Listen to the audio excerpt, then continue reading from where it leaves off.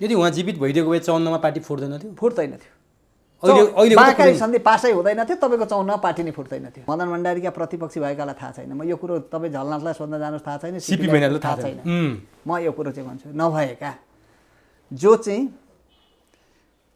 जो नजिक थिए, मदन भण्डारीका जो नजिक थिए, उहाँहरूलाई यो थाहा छ।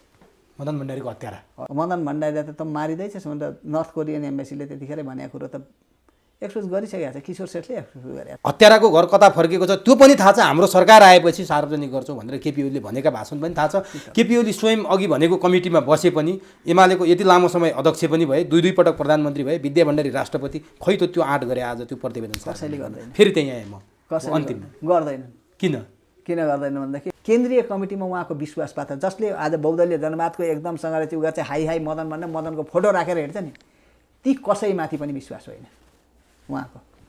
मदन भण्डारीले आफू पछि कसैले पनि विश्वास मान्नु भएको थिएन, कसैको पनि विश्वास होइन। नेपालको कम्युनिस्ट आन्दोलनभित्र बिग्रँदै गएको चरित्र, बिग्रँदै गएको घटना भनेको कसैको आलोचना सुन्न नसक्ने, एकदम भक्त भजन प्रशंसा मात्रै खोज्ने, हाई हाई भनेर। मदन भण्डारी मारिएपछि सेनाको प्रधान सेनापतिको राजीनामा राजा वीरेन्द्रले मागेको थियो। महेश आचार्य र चाहिँ रामशरण महत उताबाट चाहिँ अमेरिकन डिजाइनमा आएको फुइँया समाजवाद लागू गर्छन् तिनीहरूले।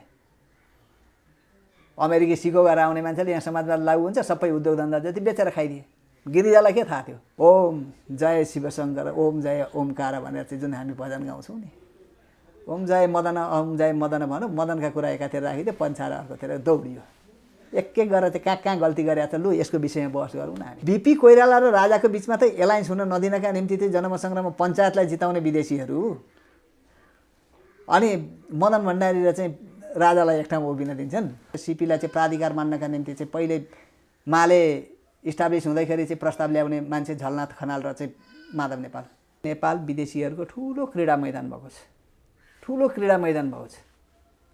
यति धेरै ठुलो क्रीडा मैदान भएको चाहिँ कुनै नेता, यहाँ त सरकारी कर्मचारीहरूदेखि लिएर ब्युरोक्रेसीभित्रका मान्छेहरूदेखि लिएर चाहिँ कोही मान्छे तपाईँ चोखो मान्छे खोज्नका निम्ति गाह्रो छ। एमसिसी त चाइना हान्नका निम्ति बनाएको स्ट्राटेजी हो। अझ यो चाहिँ अझ खतराक छ। यो त रणमैदान बनाउनका निम्ति खोजिएको हो। यो दर्शकवृन्द नमस्कार, चुरो कुरोमा तपाईँलाई हार्दिक स्वागत छ। चुरो कुरोमा हामी आज अहिले जुन किसिमको राजनीतिक विकास भइरहेको छ, जुन अदालतमा न्यायालयमा देखिएको जुन किसिमको एउटा भद्रगोल छ, त्यो विषयभन्दा अलिकति फरक विषयमा संवाद गर्दैछौँ। हुन त यो तिथि र मितिले आज यो कुरा गर्नु उपयुक्त होइन। मदन भण्डारीको न जन्मको तिथि हो, न आज मदन भण्डारीको मृत्युको तिथि हो, तैपनि हामी मदन भण्डारीसँग सम्बन्धित विषयमा कुराकानी गर्दैछौँ। केही दिन अगाडि मात्रै नेकपा यसका नेता जगन्नाथ खतिवडाले झापा जिल्लामा पुगेर मदन भण्डारीको मृत्युको बारेमा एउटा रहस्योद्घाटन गरे। हुन त मदन भण्डारीको जेठ 3 गते 2050 जेठ 3 गते षड्यन्त्रमूलक तरिकाले हत्या भइसकेपछि यसको विषयमा सरकारले आयोग गठन गर्यो, नागरिक स्तरबाट आयोग बने। स्वयं नेकपा एमाले केपी ओलीको नेतृत्वमा 1 सदस्यीय आयोग बनायो, अरू आयोगहरू पनि बने, पूर्व प्रधान न्यायाधीशको नेतृत्वमा आयोग बने, तर कसैले पनि ठोस कुरा दिन सकेनन् मदन भण्डारीको यस कारण हत्या भएको हो भनेर। अरू कुरा छोडौँ, नेकपा एमाले भित्र केपी ओलीले 1 सदस्यीय पार्टीले बनाएको आयोगले पनि त्यो प्रतिवेदन सार्वजनिक गरेन। र यो प्रतिवेदनमाथि जगन्नाथ खतिवडाले प्रश्न उठाए कि अहिले स्वयं मदन भण्डारीको श्रीमती यो देशको राष्ट्र प्रमुख हुनुहुन्छ, उहाँको विश्वासपात्र केपी ओली यो देशको प्रधानमन्त्री पनि भइसक्नुभयो, भलै अहिले हुनुहुन्न, उहाँहरू दुवैजना सत्तामा हुँदा पनि यसको प्रतिवेदन किन सार्वजनिक भएन? केपी ओली र विद्या भण्डारीले नै मदन भण्डारी हत्या भएको प्रतिवेदन अथवा त्यो सूचना, गोप्य सूचना लुकाए भनेर जगन्नाथ खतिवडाले बोलिसकेपछि यो एउटा तरङ्गको विषय बनेको छ। र आज हामी यही विषयमा केन्द्रित भएर मुख्यतया संवाद गर्नेछौँ। त्यो पनि प्राध्यापक डाक्टर राजकुमार पोखरेल, जो नेपाली कम्युनिस्ट आन्दोलनमा विद्या वारिदी गर्नुभएको छ, त्रिवी इतिहास विभागको एचओडी हुनुहुन्छ। उहाँले दरबार हत्याकाण्ड र मदन भण्डारीको हत्याकाण्डको विषयमा विभिन्न खोजमूलक अनुसन्धान पनि गर्नुभएको छ। उहाँसँग हामी जान्ने प्रयास गर्नेछौँ। उहाँले मदन भण्डारीसँग पनि पछिल्लो मदन भण्डारीको मृत्यु हुनुभन्दा अगाडि नजिक रहेर काम पनि गर्नुभयो। उहाँसँग हामी यो जान्ने प्रयास गर्नेछौँ र सँगसँगै एमसिसी र राज संस्थाको बारेमा पनि मैले छुचुक्क छुने अनुमति चाहिँ लिएको छु। समयले साथ दिन्छ दिँदैन। सबभन्दा पहिले म प्राध्यापक डाक्टर एवं राजनीतिक विश्लेषक राजकुमार पोखरेललाई चुरो कुरोमा स्वागत गर्छु। डाक्टर साहब, तपाईँलाई चुरो कुरोमा हार्दिक स्वागत छ। अब विषय मैले अलि लामै तन्काएँ, समयले कति साथ दिन्छ डाक्टर साहब? हजुर जति समय हुन्छ त्यतिभित्र जति सम्भव हुन्छ हामी कुराकानी सम्भव हुन्छ गरौँला। त्यति गरौँ। र मैले पछिल्लो समयमा भनेको राज संस्था र एमसिसी जोड्न सकेँ भने ठिकै छ, सकेन भने पनि म अर्को पटक कुनै दिन गरौँला। मुख्यतया मदन भण्डारीमा केन्द्रित हुन्छु। डाक्टर साहबले राजदरबारको हत्याकाण्डको विषयमा पनि पुस्तक सार्वजनिक गर्नुभयो। मदन भण्डारीको विषयमा पनि धेरै कुराहरू खोजमूलक अनुसन्धान गरेर बाहिर ल्याउनुभयो। जगन्नाथ खतिवडाले केही दिन अगाडि झापामा तपाईँकै गृह जिल्लामा गएर जुन कुरा बोले त्यो तपाईँ पनि बेखबर हुनुहुन्न। जगन्नाथ खतिवडाले बोल्ने समय यो उपयुक्त हो या होइन, पहिला किन बोलेनन् एउटै पार्टीमा हुँदा, अहिले आएर किन यो पेटारो खोले जगन्नाथ खतिवडाले? मैले यहाँबाट सुरु गरेँ। अब यो कुरो त मलाई सोध्ने भन्दा पनि जगन्नाथ खतिवडालाई नै सोध्नु भएको भएदेखि अझ राम्रो हुन्थ्यो। अनि म उहाँलाई पनि प्रयास गरौँला। सुन्नु, किन तपाईँले पहिला भन्नु भएन, अहिले किन बोल्नुभयो? यो कुरो त उहाँले जवाफ दिने कुरो हो, यो मैले दिने होइन। यो चाहिँ मैले पनि सोध्ने प्रश्न तपाईँले सोधिरहनु भएको छ। म त एउटा रिसर्चर, एउटा स्कलर हुँ, त्यो के अरे रिसर्चर हुँ कि म अनुसन्धान गर्ने हो। म पनि यस्ता क्वेसनहरूको बिचबाट एन्सर खोज्ने हो। अब यही बेला किन उठ्यो? पार्टी विभाजन भएको छ, पार्टी विभाजित भएर गएको छ। जाँदाखेरि यो बेला यो क्वेसन उठ्नका निम्ति उहाँले अथवा कसैमाथि ब्लेम गर्दै हुनुहुन्छ भनेदेखि पनि त्यो उचित समय हो कि होइन? त्यो अहिले चाहिँ नेपाली जनता यति सचेत छन् कि यिनीहरूले मूल्याङ्कन गर्छन्। त्यो हिजो अस्ति नेकपा हुँदाखेरि अथवा त्योभन्दा पहिला एमाले हुँदै, सिङ्गो एमाले हुँदा, अहिले त एमाले विभाजित भयो भनेपछि त्यो बेला किन उठेन? अब मलाई यो लाउँदाखेरि मलाई 54 सालको घटना एउटा याद आउँछ। 54 सालमा योभन्दा ठुलो उहाँले त भर्खर छोडिदिनु भएको छ, स्वास्थ्य छोडिदिनु भएको छ। 54 सालमा चाहिँ यो आरोप उहाँकै नेता माधव नेपालमाथि पनि लागेको थियो। एमालेको अहिलेको नेता केपी ओलीसँग मात्रै होइन, माधव नेपालमाथि पनि यो आरोप लागेको थियो।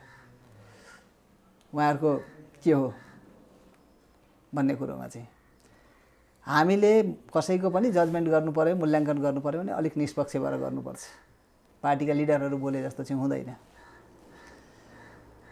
र अब खतिवडाजीले केही बुझेर भन्नुभएको होला, नबुझिकन त भन्नु भएन होला। उहाँ जतिको मान्छे पनि, अब उहाँ पनि पढे लेखेको मान्छे, शिक्षित मान्छे हो। कोही समय चाहिँ यही विश्वविद्यालय क्याम्पसको युनियनको सभापति भइसकेका विद्यार्थी भएर चाहिँ विद्यार्थी राजनीति गरेर निस्किनु भएको।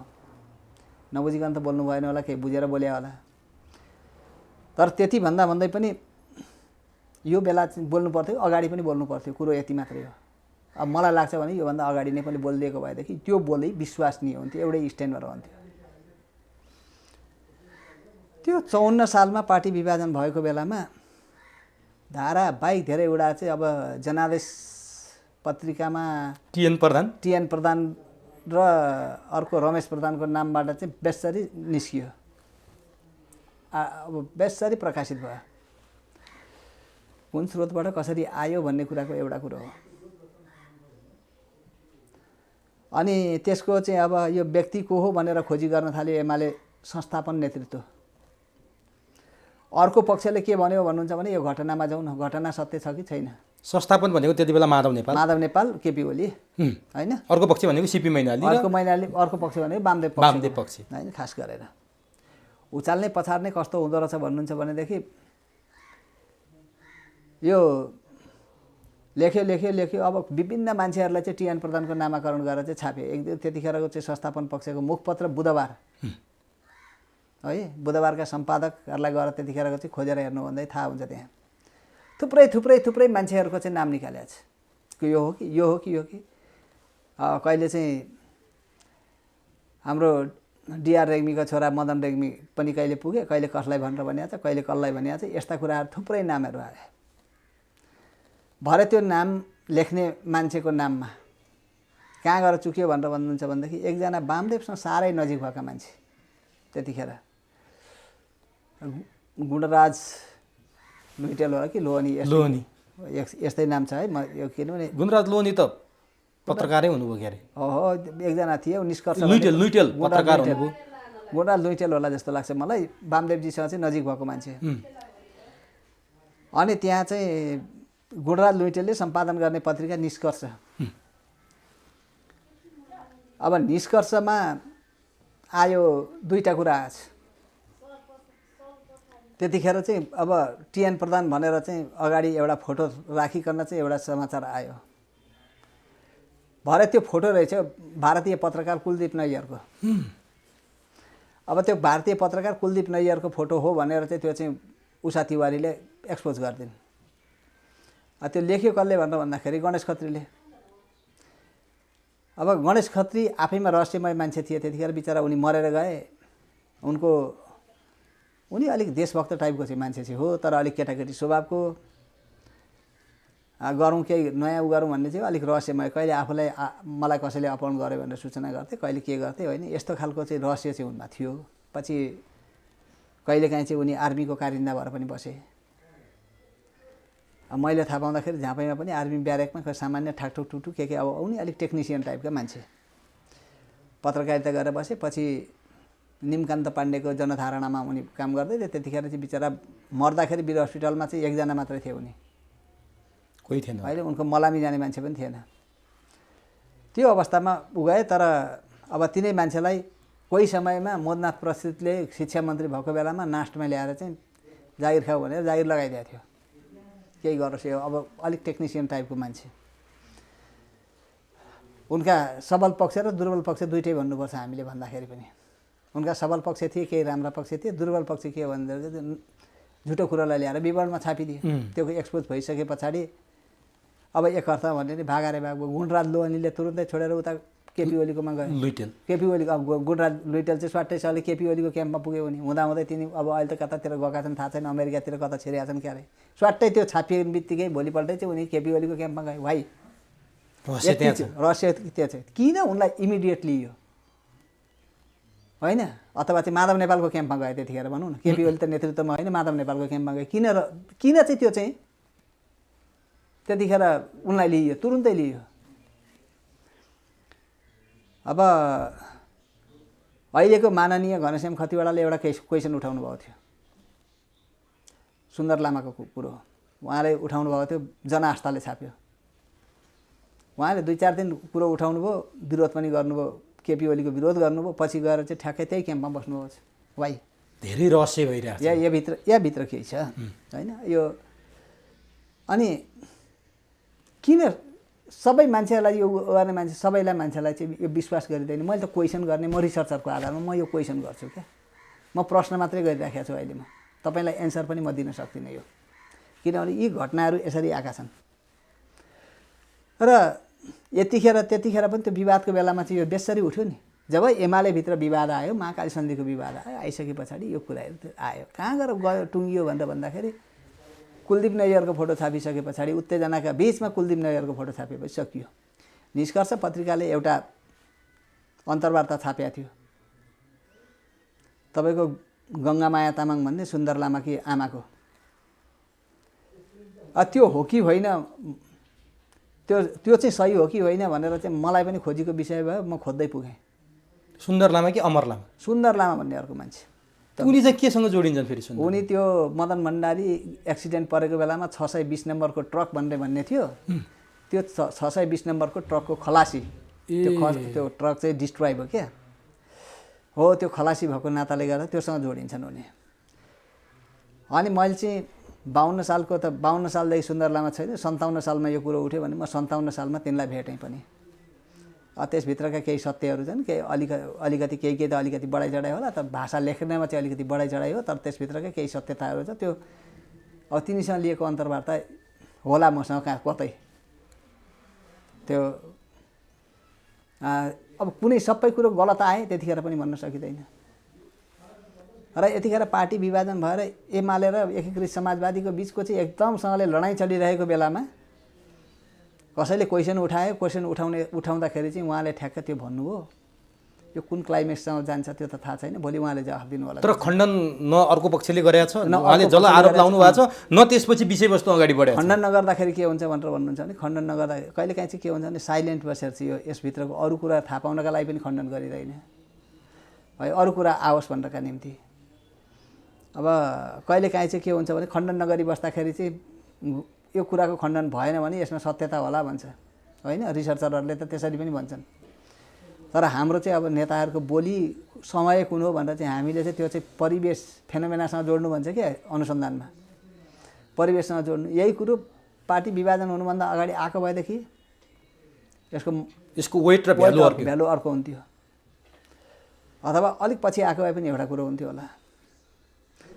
त्यो अवस्थामा यही बेला चाहिँ आएको हुनाले गर्दाखेरि वाइ भन्ने क्वेसनको जवाब तपाईँ मसँग खोज्दै हुनुहुन्छ, मसँग त्यसको जवाब छैन, त्यो जगन्नाथजीसँगै होला।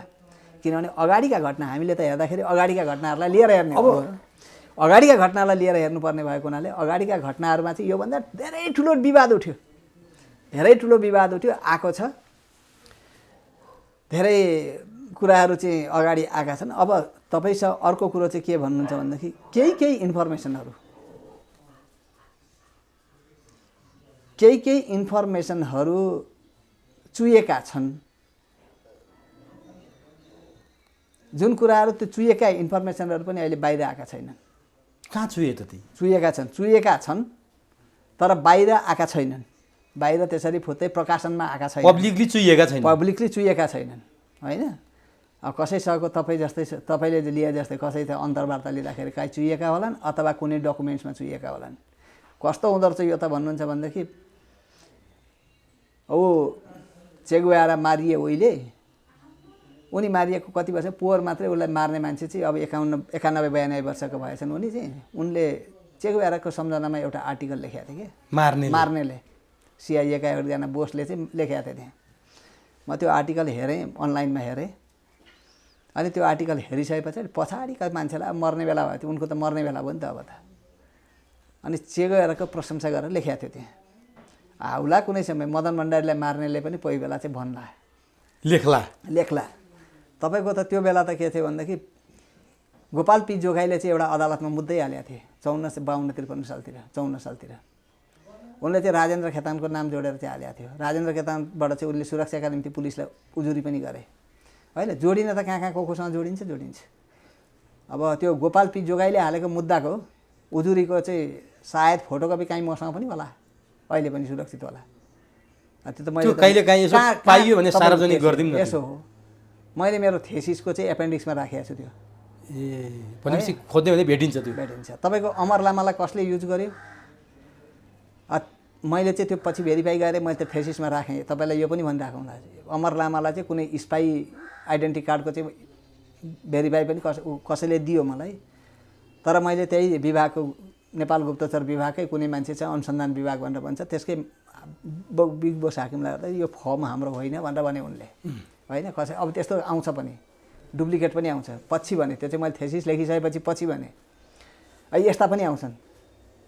तर आएको त के भनेदेखि जे आयो त्यो हो कि होइन भनेर भेरिफाई, अब त्यो त आयो, यस्तो सूचना आयो भनेर त सूचना दिनुपर्ने चाहिँ अब हाम्रो कर्तव्य हुनाले हामीले दियौँ।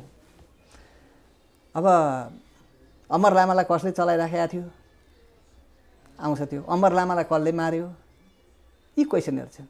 धेरै कुराहरू छन् नि त। अमर लामालाई कसले मार्यो, किन मार्यो। तर अहिले बजारमा छ्याप त्यो त माओवादीले मार्यो, माओवादी प्रयोग भयो। अब कतिपयले त नामै तोकेर विद्या भण्डारीको घरमा मिटिङै भयो त्यति बेला भनेर नि बोल्न थालिसकेका भिडियोहरू पनि भेटिन्छ। अब त्यो बोल्ने कुरो चाहिँ त एउटा कुरो हो, त्यसको अब त्यो प्रमाण पुर्याउनेका लागि चाहिँ गाह्रो छ। त्यसमा के कुराहरू छन् बाहिर, के कुराहरू चाहिँ म अघि नै भनिसकेँ, सूचना चुइएका छन् तर पब्लिक गएका छैनन्। पब्लिक नगइसकेको त्यसको चाहिँ ठ्याक्कै प्रतिक्रिया नआइसकेको कुराहरूलाई हामीले जस्तो मान्छेहरूले अहिले नै बोलिहाल्नु हुँदैन हो कि। त्यसलाई चाहिँ रेकर्ड गरेर राख्ने हो। अब आवश्यकता अप्ठ्यारो पर्दाखेरि कुनै बेला चुइएला नि त्यो जावा। अझै त्यो खोल्ने बेला भएको छैन, अझै खोल्ने बेला भएको छैन केही कुराहरूमा चाहिँ। अनि किन भन्दा भेरिफाई गर्नु पर्यो नि त अलिकति। भेरिफाई नगरिकन हामीले बोलिहाल्नु हुँदैन, पुष्टि हुनु पर्यो। अब यस्ता थुप्रै कुराहरू छन्। जे होस्, एउटा कुरो चाहिँ के हो भनेर भन्दाखेरि घर नफुटिकन शत्रुले बाह्य छिमेकी अरू कसैले खुचिङ बचाउँदैन। घर फुटिसके पछाडि त्यसलाई फुटाउनका निम्ति लाग्छ। केही कुरो कमजोरी भइसकेपछि त्यो कमजोरीमा टेक्ने हो। त्यो घरभित्रबाट काहीँ क्ल्यु भइसके पछाडि, घरभित्रको कुनै किसिमको चाहिँ तलमाथि केही भइसके पछाडि त्यसका सूचनाहरू बाहिर जान्छन्। अब त्यो सूचना उगरिसके पछाडि शत्रुलाई एट्याक गर्नका निम्ति सजिलो हुन्छ। चाहे मैले भन्दै आएको छु, चाहे रोयल प्यालेस म्यासेकर होस्, चाहे दासढुङ्गा दुर्घटना हुन्, त्यो भित्र यो काहीँ न काहीँ देखिन्छ। अब म एउटा कुरो भनौँ, अब त्यतिखेर त अब जगन्नाथजीले त भन्नुभयो त्यहाँनिर, तपाईँ भन्दै हुन्छ, हामी रिसर्चरहरू चाहिँ कहिलेकाहीँ थ्योरीसँग रिलेट गरेर हेर्छौँ।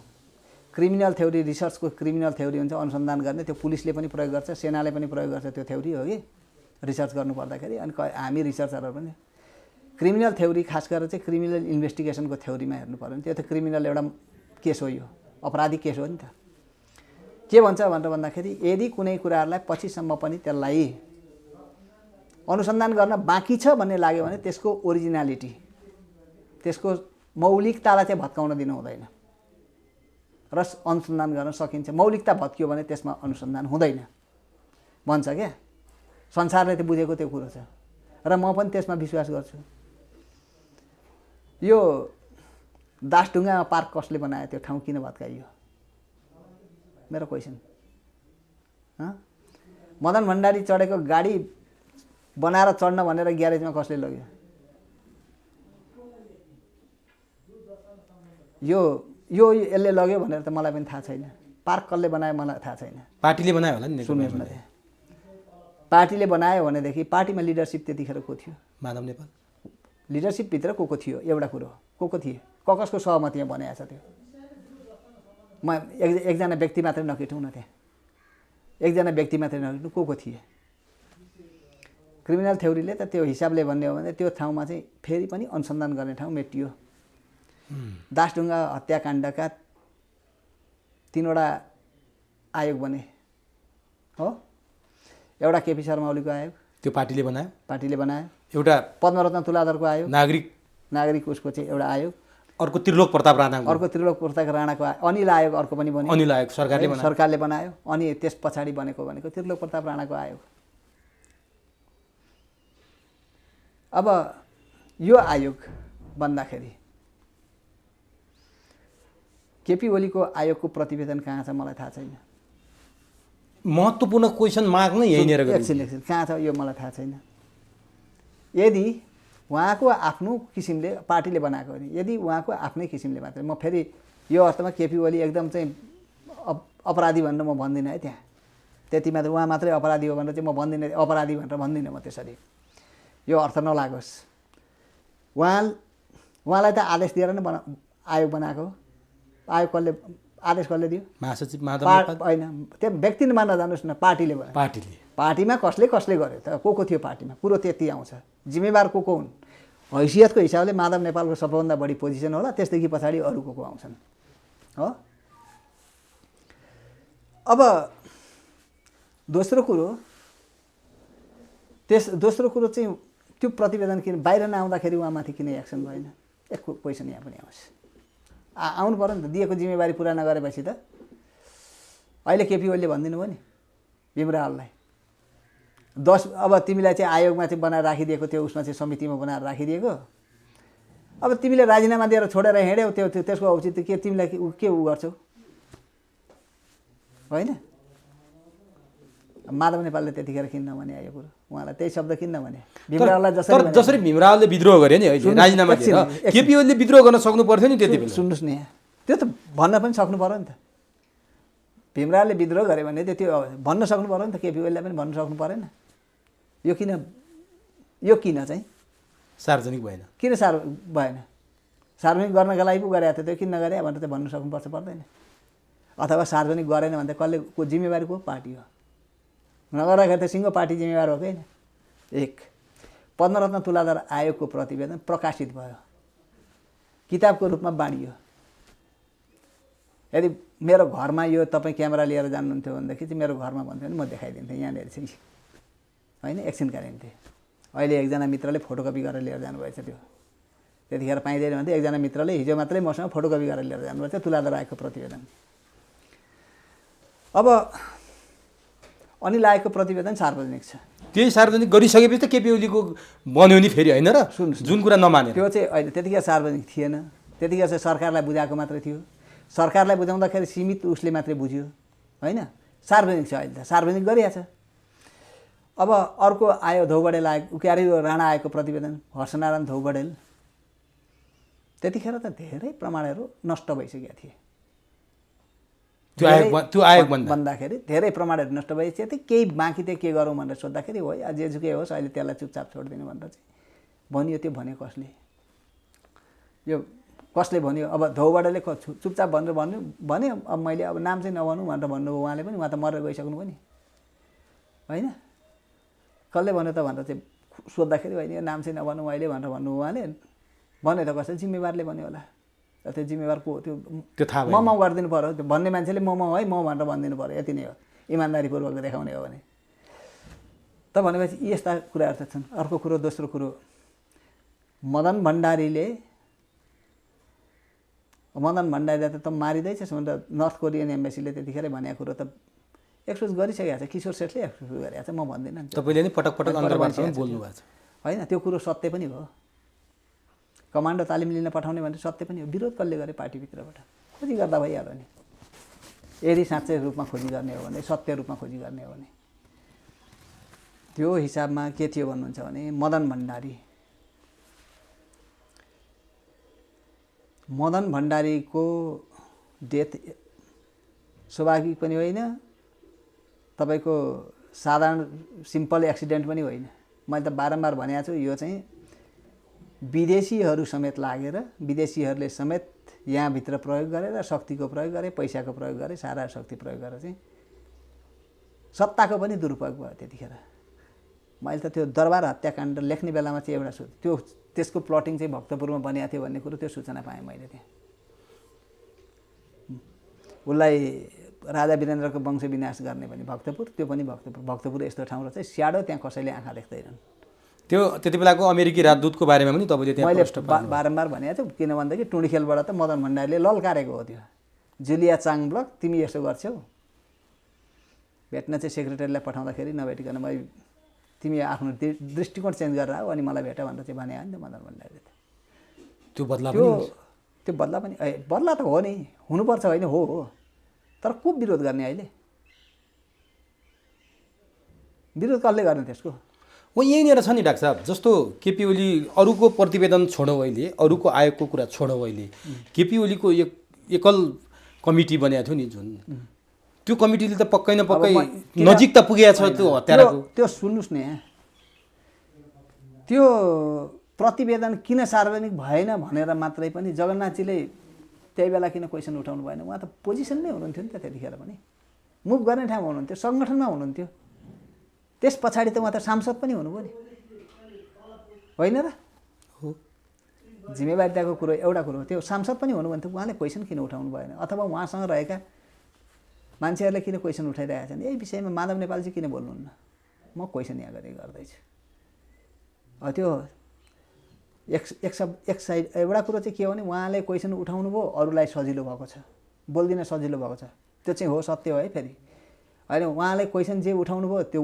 क्वेसन उठाएकोमा चाहिँ म धन्यवाद दिन्छु उहाँलाई फेरि क्वेसन उठाइदिएकोमा धन्यवाद दिन्छु किनभने त्यसको विषयमा केही न केही त बोल्नु पऱ्यो नि त अब होइन हामी जस्ता मान्छेलाई त क्युरिसिटी हो नि त जानकारी पाऊँ भन्ने हामी त जानकारी माग्ने मान्छे हो नि त जानकारी जे पाइन्छ त्यो जानकारी पाएपछि लेख्ने हो हाम्रो काम बाहिर ल्याउने हो इतिहास लेख्ने हो त्यसको हाम्रो काम त भनेपछि उहाँले क्वेसन उठाइदिनु भयो जगन्नाथजी यसका निम्ति तपाईँ धन्यवादको पात्र तर समय अनुकूल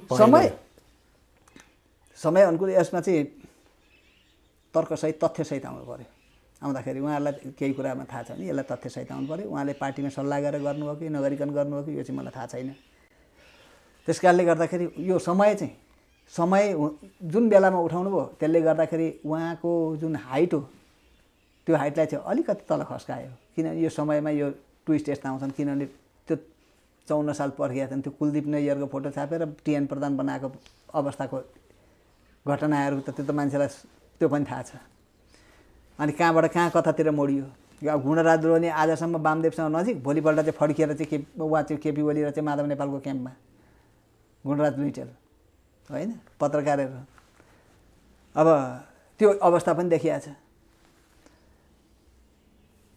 भनेदेखि वामदेवजीले पनि उठाउनु भएको हो नि त त्यो वामदेवजी त त्यस पछाडि गृहमन्त्री पनि हुनुभयो नि त खोजी हेरेँ मैले प्रमाण भेटिनँ भनेर भन्नुहुन्थ्यो उहाँ किनभने यसमा चाहिँ बरु सत्यता थियो होला, किनभने उहाँले त खोजी त हेर्नुभयो गृहमन्त्री भएको बेलामा, तर मैले प्रमाण भेटिनँ भनेर भन्नुभयो, किनभने त्यो प्रमाण भेटिने ठाउँमा थिएन होइन। अब ठ्याक्कै बोल्दिनँ, मासमा सेन्टिमेन्ट क्रिएट गर्नका निम्ति एउटा कुरो होला, तर त्यसलाई पुष्टि गरेर जानका निम्ति र विश्वास लिनका निम्ति गाह्रो हुन्छ। अब यो चाहिँ गाह्रो हुन्छ त्यसलाई प्रमाणित गर्न गाह्रो हुन्छ। हामीले पनि बोल्नु भनेको चाहिँ प्रमाणित गर्नुपर्छ। अब यो बिना प्रमाण बिना तथ्य कसैलाई आरोप लाउन पनि सकिँदैन, तर हामीभन्दा त त्यो आयोगमा बसेका मान्छेहरूलाई केही न केही कुरा आधिकारिक कुरा थाहा छ। मलाई भन्दा तपाईँलाई बढी थाहा छ, किनभने तपाईँ रिसर्च गर्नुभएको छ त्यहाँ। अब मैले चाहिँ जान्न खोजेँ जस्तो जगन्नाथ खतिवडाले किन बोल्नुभयो भन्ने कुरा त समय अनुकूल भएन, आज किन बोल्नुभयो उहाँमाथि प्रश्न बोल्नु भएको कुरामा फेरि चाहिँ बोलेको कुरा ठिक छ, क्वेसन उठाउनु चाहिँ उहाँ ठिक छ, त्यसको लागि धन्यवाद छ। तर अरूले उठाउन सक्दैन थियो, उहाँले उठाउनु भयो। तर घाम अस्ताएपछि उहाँले प्रश्न अलिकति घाम मधुरो भएपछि अब घाम मधुरो भएपछि अस्ताइसकेको छैन। अब कुरा गरौँ त, ठिक छ उहाँको कद घट्यो त्यो पनि हामीले मान्यौँ। अब तपाईँले वामदेव गौतम गृहमन्त्री हुँदाखेरिको कुरा पनि उठाउनु भयो। अब जाउँ, केपी ओली 2 पटक प्रधानमन्त्री हुनुभयो, त्यति बेला माधव नेपालले प्रश्न उठाएनन्, त्यो एउटा रहस्यको कुरा छ, अघि हामीले चर्चा गऱ्यौँ। केपी ओली स्वयं त्यो कमिटीमा एकल सदस्य भएर बसेको मान्छे 2 पटक प्रधानमन्त्री हुनुभयो। हरेक उहाँ अध्यक्ष पनि हुनुभएको छ 71 सालदेखि यता आएर। हरेक मदन भण्डारीको स्मृति दिवसको दिन एउटा कुरो भनौँ तपाईँलाई, मैले अगाडि पनि भनेको छु एकचोटि, यो घटना यो तरिकाले यसरी सबै यो प्लटिङमा यो मान्छे छन् भनेर चाहिँ नभए पनि, यो जानकारी नभए पनि यो घटना यो सेक्टरबाट यसरी सृजना गरेको हो भन्ने कुरो त्यो एमालेका अथवा भूतपूर्व एमालेका त्यतिखेरको मदन भण्डारीका प्रतिपक्षी नभएका, मदन भण्डारीका प्रतिपक्षी भएकालाई थाहा छैन। म यो कुरो तपाईँ झलनाथलाई सोध्न जानुहोस्, थाहा छैन, सिपी मैनाललाई थाहा छैन। म यो कुरो चाहिँ भन्छु, नभएका जो नजिक थिए, मदन भण्डारीका जो नजिक थिए उहाँहरूलाई यो थाहा छ। मदन भण्डारीको हत्यारा, यो हत्यारा भन्नाले यही व्यक्ति यो नभनौँ, तर यो त्यो डिजाइनको विषयमा केही न केही थाहा छ, धेरै कुरो थाहा छ। तर उहाँहरू किन हिम्मत गर्नु? तर त्यो हिम्मत गर्न सक्नुहुन्न। मैले त अगाडि भने यो हिम्मत उहाँहरूको पाटोबाट गर्दाखेरि ठ्याक्कै भन्नु पऱ्यो नि त। नेताले बोल्नु पर्दाखेरि त यो यो यो हो भनेपछि त्यसमाथि आरोप लाउनु पर्थ्यो, त्यसमाथि मुद्दा चलाउनु पर्यो। जुलिया चाङ ब्लकलाई अहिले मुद्दा चलाउन उहाँहरू सक्नुहुन्छ? सक्नुहुन्न नि, प्लटिङ खोज्दै जाने हो भनेदेखि त। अब तपाईँ अर्को भनौँ, क्लिन्टनकी श्रीमती के अरे हिलारी, उहाँहरूलाई मुद्दा चलाउन सक्नुहुन्छ?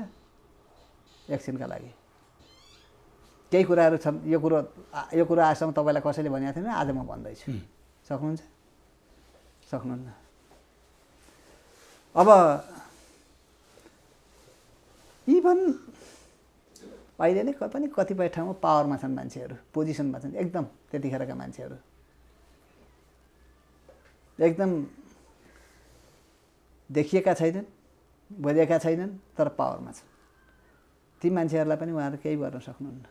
थाहा छ उहाँहरूलाई, त्यो त थाहा छ नि त, केही लौकता भाष छ त्यो। तर त्यो भइसकेपछि उहाँहरूलाई थ्रेट आइसकेको छ, उहाँहरूलाई थ्रेट आएको छ। त्यो थ्रेट आएको कारणले उहाँहरू बोल्नुहुन्न। अब यसो गरौँ त, त्यसो भए उहाँलाई थ्रेट किन भन्थे त्यही होला। त्यो किन भन्दा तपाईँको अर्जुन गेवालीले काहीँ भने नि, मदन भण्डारी मारिएपछि सेनाको प्रधान सेनापतिको राजीनामा राजा वीरेन्द्रले मागेको थियो। मैसँग भन्नुभएको अर्जुन गेवाली, मैसँगको अन्तर्वार्ता। राजाको हालत के भयो?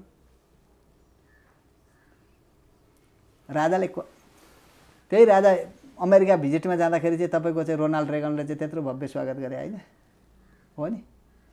शानसितले गएको राजा हो नि, राजा थाहा थियो नि। खम्पा दबाउने पनि त्यही राजा हो। कुन मूल्यमा दबाएको रहेछ खम्पा? ज्यानकै बाजी राखेर दबाएको रहेछ, ज्यानकै बाजी राखेर दबाएको रहेछ। अनि भयो त के तपाईँको 1975देखि लिएर आएर 2001 भनेको चाहिँ 25 वर्ष 26 वर्ष 26 वर्षको दौरानमा राजा वीरेन्द्र मारियो। मैले त्यो रोयल प्यालेस म्यासेकर सम्बन्धित मैले जुन किताब लेखेँ, मैले न्युज विकको एउटा समाचार दिएको छु। मदन भण्डारीको हत्या भइसकेपछि एमालेले चाहिँ यसरी आन्दोलन गर्यो। यो कुरालाई राजाले ठिकसँगले चाहिँ बुझेनन् र उ गरेनन् भनेदेखि रगतको खोलो नेपालमा मचिन्छ। उति बेलै तपाईले त्यतिखेर लेखेको चाहिँ मैले त्यो जस्ताको तस्तै मैले त्यो किताबमा राखेको छु। भनेपछि जस्ताको तस्तै जुन शब्दमा लेखिएको छ त्यही शब्द राखेको न्युज विकको उनीले राखेर गरेको छ।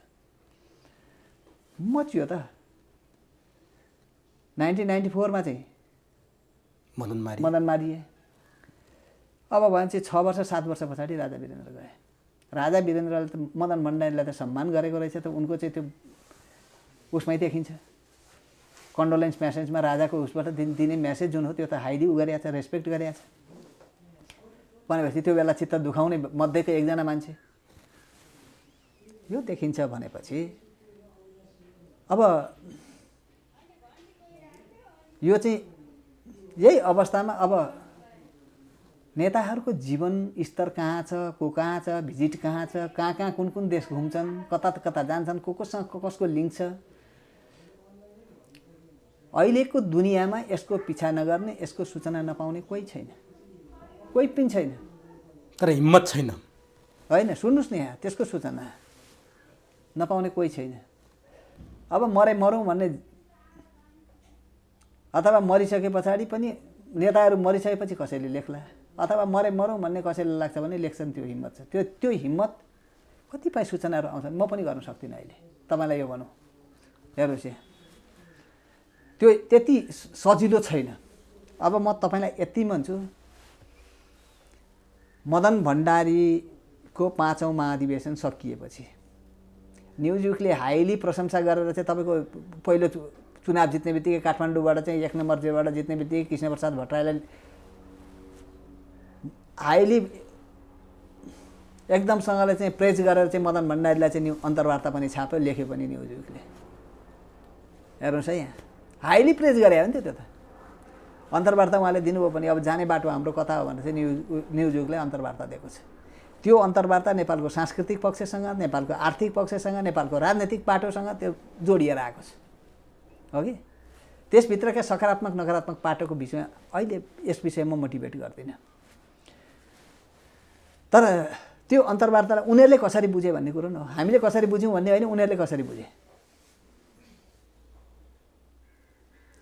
यहाँ त कहिल्यै पनि पेट्रोटिक फोर्स र चाहिँ डेमोक्रेटिक फोर्सहरूलाई चाहिँ लेफ्ट फोर्सहरूलाई चाहिँ एक ठाउँमा आउन नदिने राजनीति सुरुदेखि भयो।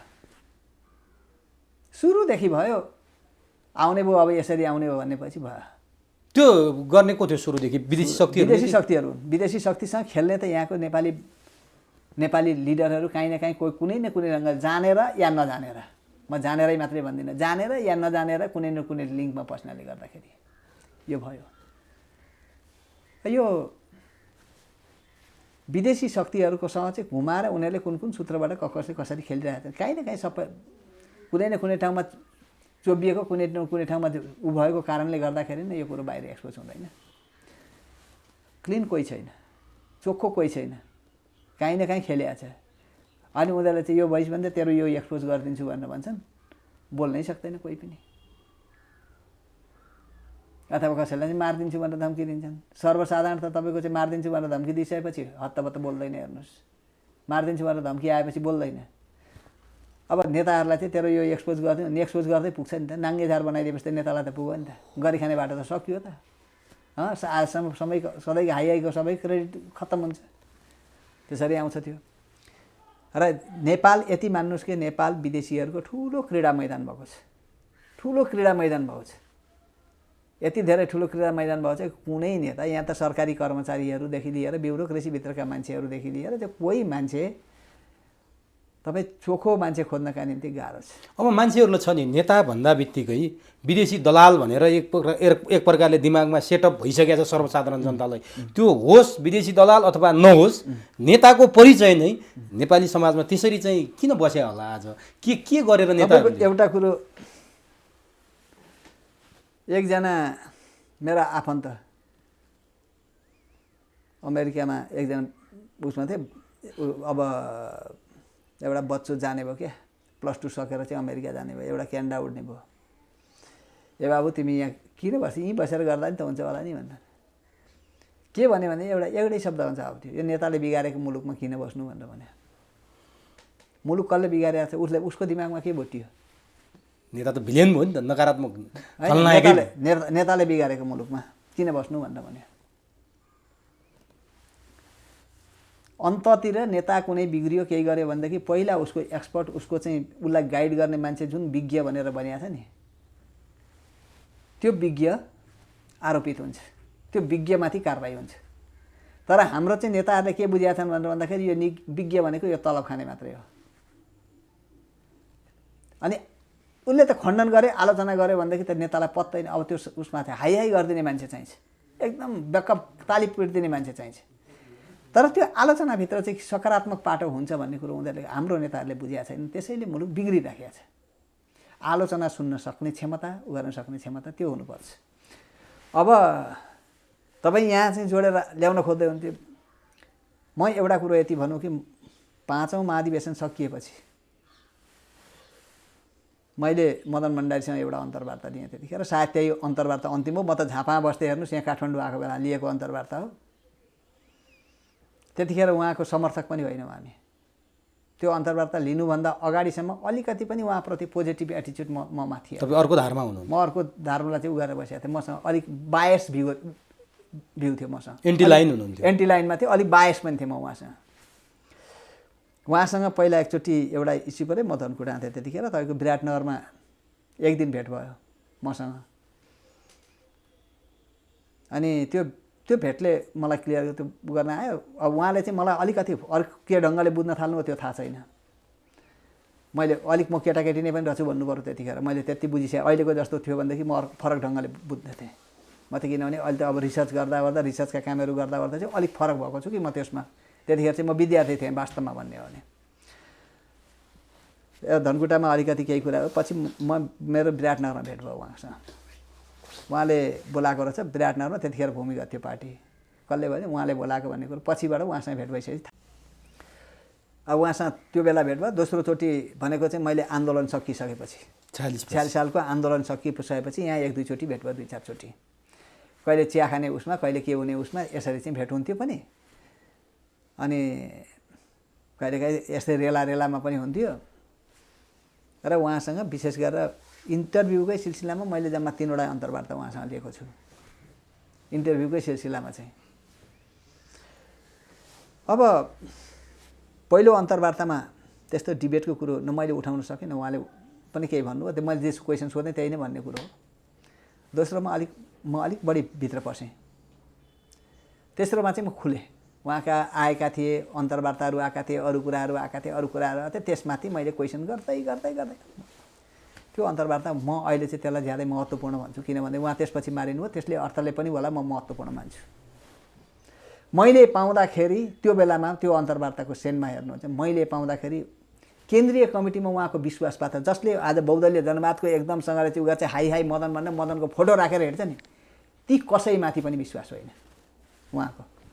मदन भण्डारीले आफूपछि कसैले पनि विश्वास मान्नु भएको थिएन। कसैको पनि विश्वास होइन। तपाईँको एउटा कुरो, न चाहिँ माधव नेपाललाई हो, न चाहिँ केपी ओलीलाई हो। वामदेव पनि होइन। वामदेव पनि होइन।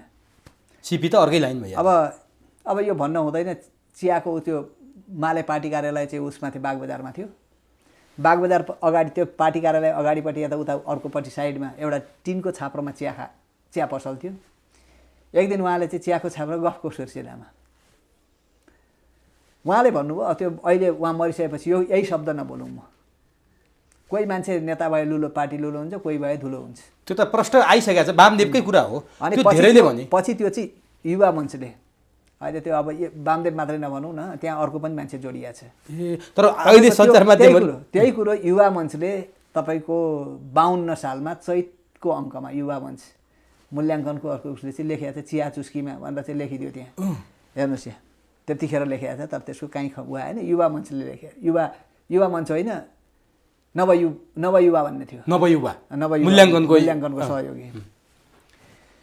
अब त्यो कुरो एउटा मैले लिएको उसमा पनि त्यो उहाँलाई सबभन्दा त्यतिखेर पनि सबैभन्दा पीडा अलिक बढी भएको चाहिँ अशोक राई सिपी मैनालीको पक्षमा गइदियो भनेर चाहिँ उहाँलाई अलिक बढी मैले आश गरेको थिएँ। उहाँबाट चाहिँ म सहयोगी हुन्छु भन्ने चाहिँ मलाई आश गरेको थियो। उहाँ आइदिनु भएन कि हुनसक्छ अब अशोक राई पनि पूर्वमा बसेर काम गरे, उहाँ पनि पूर्वैमा बसेर काम गरे पहिला। त्यो हुँदाखेरि लामो लिङ्क थियो। या तपाईँको एउटा कुरो त भन्नु, एउटा पहिला धनकुटामा एउटा मिटिङ थियो, हामी त अलिक केटाकेटी नै थियौँ। त्यो मिटिङमा बाइ द वे अब त्यो मिटिङमै चाहिँ सामेल हुने होइन, त्यहाँसम्म गएर अर्को कोठामा बस्ने, बाहिर त्यसको बारेमा वाच गर्ने ठाउँमा चाहिँ जिम्मेवारी मैले पनि पाएको थिएँ, अरू भित्र बस्ने। त्यतिखेर त्यो समूहभित्रको चाहिँ उहाँ नभए पनि उहाँ त्यो मिटिङमा पनि सामेल हुनुहुन्थ्यो भनेपछि त्यसमा उहाँ हुनुहुन्थ्यो, नरेश साक्यजी हुनुहुन्थ्यो। अब कुन कुन पार्टीको त्यो चाहिँ म अहिले भन्न सक्दिनँ। अब बासु साक्य पनि हुनुहुन्थ्यो होइन। यो हामी त समर्थक मात्रै हौँ त्यतिखेरको अवस्थामा।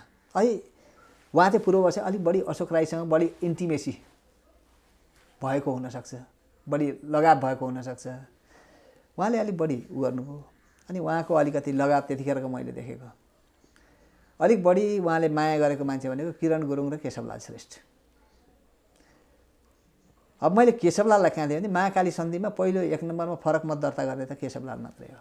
म केशवलालसँग आजसम्म पनि मेरो भेटघाट छैन है, फेरि म कुरो गरेको छैन। म यति चाहिँ भन्छु मात्रै, फरक मत दर्ता गर्ने केशवलाल महाकाली सन्धिमा।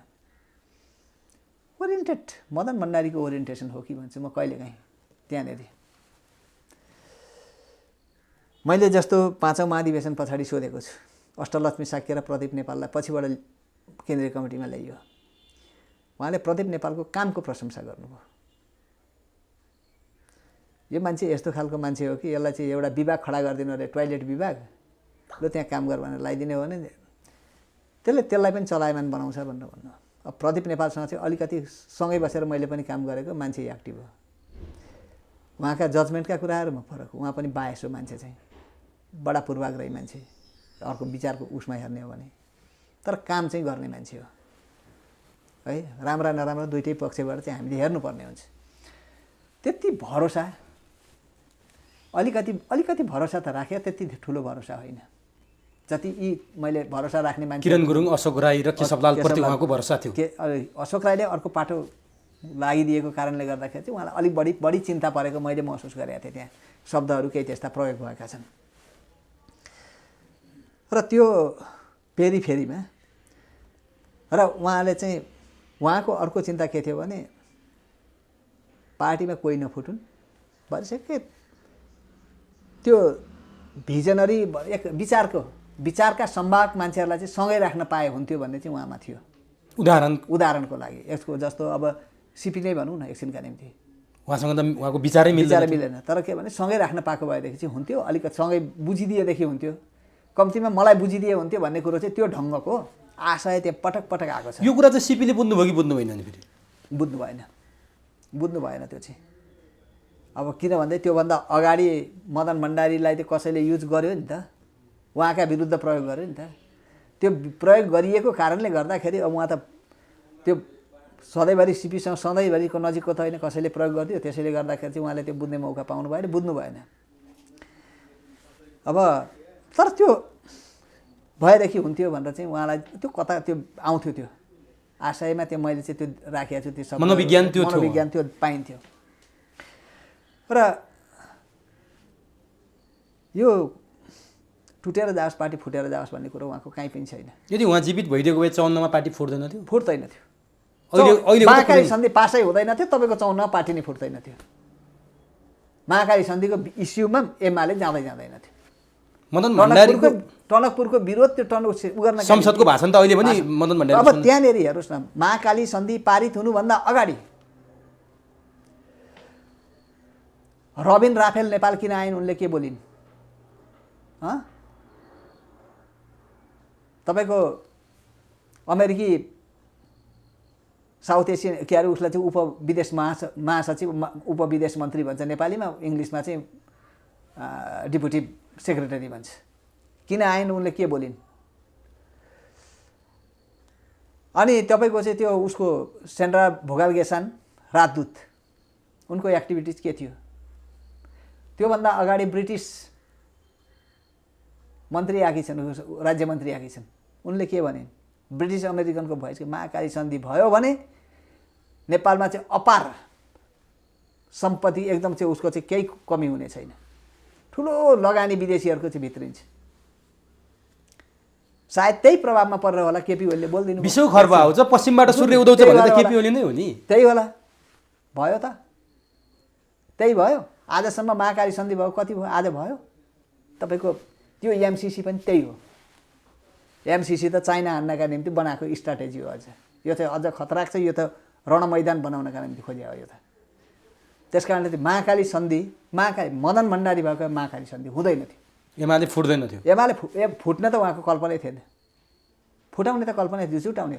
एउटा कुरो तपाईँ हेर्नुहोस् न मैले त त्यस विषयमा चाहिँ मैले खोज गरेको छु। मदन भण्डारी छौन्जेलसम्म कुनै पनि लेफ्टहरूको आन्दोलन हुँदाखेरि सडकमा आन्दोलन हुँदाखेरि बाबुराम र मोहन विक्रमजीहरू प्रचण्डहरू छुट्टै मोर्चा बनाएर जानुभएको थियो थिएन। 46 सालदेखि पछि चाहे त्यो टनकपुरको इस्युमा होस् अथवा नागरिकताको इस्युमा होस् स्थानीय लोक निर्वाचनको इस्युमा होस् उहाँहरू छुट्टै मोर्चा बनाएर जानुभयो। कहिले खैर संविधानमा उहाँले केही असहमति दर्ज गर्नुभयो। सबैलाई त घुमाएर त एउटा प्लेटफर्मभित्र त ल्याएर राखेको थियो नि त। सबैलाई घुमाएर ल्याएर चाहिँ एउटै मोर्चा बनाएर लगायो होइन।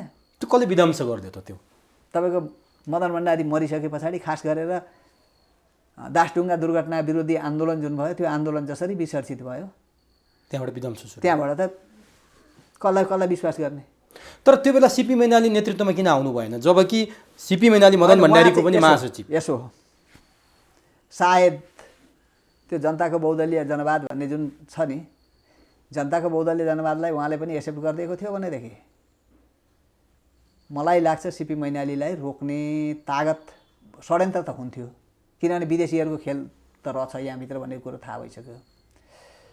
विदेशीहरूको खेलले गर्दाखेरि खेलाउनेहरू हुन्छ। सिपी मैनालीलाई हटाएको तपाईँको सजिलैसँगले इन्टरनल फ्याक्टर्स मात्रै भनेर आज म भन्दिनँ। त्यो इन्टरनल फ्याक्टर्स मात्रै हो त एक्सटर्नल फ्याक्टर्स यहाँभित्र छैन भनेर अब भनिरहनु पर्छ जस्तो मलाई लाग्दैन।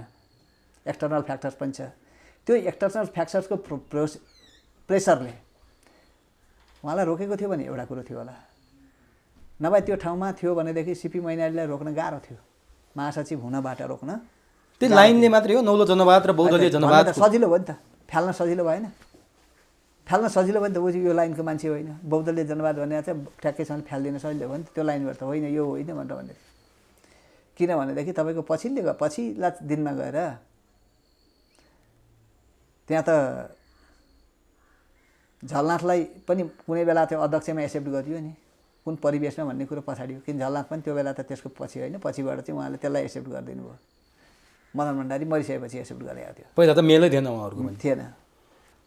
हुन्थ्यो होला षड्यन्त्र त हुन्थ्यो होला होइन हुन्थ्यो होला भन्नु पर्यो अब त्यो किनभने त्यो गइसकेको छ। तर गाह्रो थियो किनभने त्यतिखेर चाहिँ उहाँको पनि सङ्गठनभित्र पकड पहुँच बलियो थियो। सिपीको पनि बलियो थियो कमजोर होइन। यदि त्यो भइदिएको थियो भनेर भन्दाखेरि त्यसलाई किन भन्दाखेरि त्यो हुने बित्तिकै सुरुमै मदनले चाहिँ चेपेर लिएर गएको भने उहाँले त उपनेता बनाएको नि संसदीय भनेपछि विपक्षी अथवा आफ्नो पार्टीभित्र आन्तरिक पार्टीभित्र आफ्नो विरोधीहरूलाई पनि समेट्न सक्ने क्षमता अत्याधिक थियो मदन। त्यो एकदम राम्रो थियो। तपाईँको एउटा कुरो मान्नुहोस् एउटा कुरो जनताको बहुदलीय जनवादले पनि आफ्नै त्यही फिलोसोफीले पनि त्यही दर्शन एकछिनका निम्ति दर्शन सिद्धान्त त्यही अथवा अहिले जे भनेर प्रतिपादन जसरी व्याख्या गरिएको छ उहाँले त त्यतिखेर कार्यक्रम भनेर ल्याउनु भएको त्यही कार्यक्रमले पनि समेट्नुपर्छ भनेर चाहिँ त भनेको छ नि। लिएरै जानुपर्छ सँगै भनेर भनेको छ। फुटाएर लिएर जानुपर्छ भनेको छैन। यदि बिचमा पार्टी ब्रेक हुन्छ भने तिनीहरूले बहुदलीय जनवाद त्यो मदन भण्डारीले अगाडि सारेको जनताको बहुदलीय जनवाद बुझेकै छैन। अहिले पार्टी फुटाउने जो जसले फुटाए तिनीहरूले त्यो नाम नलिए पनि हुन्छ नजपे पनि हुन्छ। लिडरसिपमा बसेर पहिलो दायित्व के हुन्छ भने जसुकै बस चाहे 54 सालमा फुटोस् सबभन्दा ठुलो मिस्टेक माधव नेपालको अहिले पार्टी फुट्यो सबभन्दा ठुलो मिस्टेक केपी ओलीको। लिडरसिपमा जो छ उसकै लिडरसिप पहिला त लिडरसिपले लिनु पर्यो नि त जवाफदेही। त फुटाउनतिर लाग्ने कि जुटाउनतिर लाग्ने? जुटाउनका लागि त त्यतिखेर 54 सालमा पनि कसैले त प्रयास गर्यो नि त। जुटाउन त कसैले प्रयास गर्यो किन फुटायो? चुनाव आउने मुखमा चाहिँ 56 सालमा चुनाव आउँदै थियो 54 सालमा पार्टी फुट्यो। यहाँ पनि अहिले 2 वर्ष पछाडि चुनाव आउँदै थियो 2 वर्ष अगाडि पार्टी फुट्यो। जुटाउन लागेन नि। माधव नेपालजी पनि फुटाउनै लाग्नुभयो। केपी ओली पनि फुटाउनु। अब भीमरावले भनेको नमान्दा फुटाउनै लाग्नुभयो। एकदिन 10 भाइले भनेको भने केपी ओली त झन् साह्रो फुटाउनै लाग्नुभयो। पार्टीको लिडरसिपको दायित्व के हो भन्नु त जुटाउने हो नि त। तर तपाईँले त्यो चाहिँ यदि त्यो तपाईँको त्यो हेर्नुहुन्छ भने उहाँहरूले लाग्नुहोस्। आज व्याख्याता हुनुहुन्छ नि हाम्रो अब केपी ओली पक्षका कोही हुनुहोला चाहिँ शङ्कर पोखरेलै हुनु होला अथवा अरू कोही होला। फुटाउनका निम्ति यदि उहाँले पहल गरेको छ भने उहाँहरू जनताको बहुदलीय जनवादको दुश्मन हो, समर्थक होइन। जुत्ताउनतिर पो लाग्नु पर्थ्यो त, फुटाउनतिर लाग्छ। बहुदलीय जनवादले पार्टी फुटाउने भन्दैन, त्यो भन्दैन नि। कहाँ भने किनभने सिपी मैनाली समेटेर राखेको थियो। तर सिपी मैनाली फेरि यो कुरा अस्वीकार के मानेमा गर्नुहुन्छ भने मदन भण्डारीको बहुदलीय जनवादको सिद्धान्त नै आजको नेपालको कम्युनिस्ट आन्दोलनलाई विकृति बनाउने एउटा अध्याय त्यहाँबाट सुरु भएको हो भन्नु। पहिलो कुरो यसको कार्यान्वयन पक्षलाई हेर्नुपर्छ। तपाईँ यहाँ हेर्नुहोस्, कार्यान्वयनलाई चाहिँ विकृत बनाउने र सुसंस्कृत बनाउने भन्ने कुरो त्यसको कार्यान्वयन हो। मदन भण्डारीले कति दिन पाउनुभयो यसलाई वर्कआउट गर्न? भाषा शब्दमा काहीँ कोही खराब हुँदैन है। अर्को महाधिवेशन पनि समेट्न पाउनु, अर्को महाधिवेशन त कुरै छोडी 1 वर्ष पाउनुभयो? पाउनु भएन। फागुन लाग्दाखेरि 49 सालको फागुन लाग्दाखेरि महाधिवेशन सकियो। म त फागुन 3 गते लिएको अन्तर्वार्ता हो उहाँसँग। त्यसदेखि पछाडि अलिक बढी मदन भण्डारीको चाहिँ सपोर्टर भएर म बोल्न थालेँ। हेर्नुहोस्, त्यो अन्तर्वार्तादेखि पछाडि अन्तर्वार्ता कहिले काहीँ पढ्छु, पढिसकेपछि हो। बहुदलीय जनवाद त मैले बुझेँ भन्छु म त्यो अन्तर्वार्ताको आधारमा। कसैले बुझेको छैन भन्ने चाहिँ म कहिले काहीँ अम्लो ठडाउँछु म त्यसै कारण। तर त्यो त मसँग छ अहिले त, मैले त बाहिर ल्याएको छैन त्यसलाई। त्यो सबै हुबहु म बाहिर ल्याउँदिनँ, अहिले ल्याएको छैन। सम्पत्ति त मैले बिपी कोइरालाको अन्तर्वार्ता लिए भोला च्याटर्जीले। तपाईँलाई म एउटा उदाहरण दिउँ। भोला च्याटर्जीले लिएको अन्तर्वार्ता स्टडी गर्न भनेर यहाँबाट चाहिँ तपाईँको प्रदीप गिरी लगायतका केही मान्छेहरू चाहिँ गए भोला च्याटर्जीको उसमा चाहिँ। उनले चाहिँ एउटा उसलाई चाहिँ सुरक्षित गर्न दिए। त्यो संस्थाले जसले सुरक्षित गरेर राखेको थियो त्यो संस्थाले त्यो अन्तर्वार्ता हेर्न पाउनु भनेर यहाँबाट जाँदाखेरि भोला च्याटर्जीको अनुमति लिएर आऊ भनेर भने। सम्पत्ति त उसको हो नि त। अब त्यो त मेरो सम्पत्ति हो। हेर्नुहोस् यहाँ, त्यो मेरो सम्पत्ति। कुनै दिन राज्यलाई चाहियो, कुनै दिन त्यो अवस्था कुनै कसैलाई सुम्पिनु पर्ने भयो, मैले सुम्पिनु पर्ने भने म दिन्छु, तर सजिलै म दिन्न।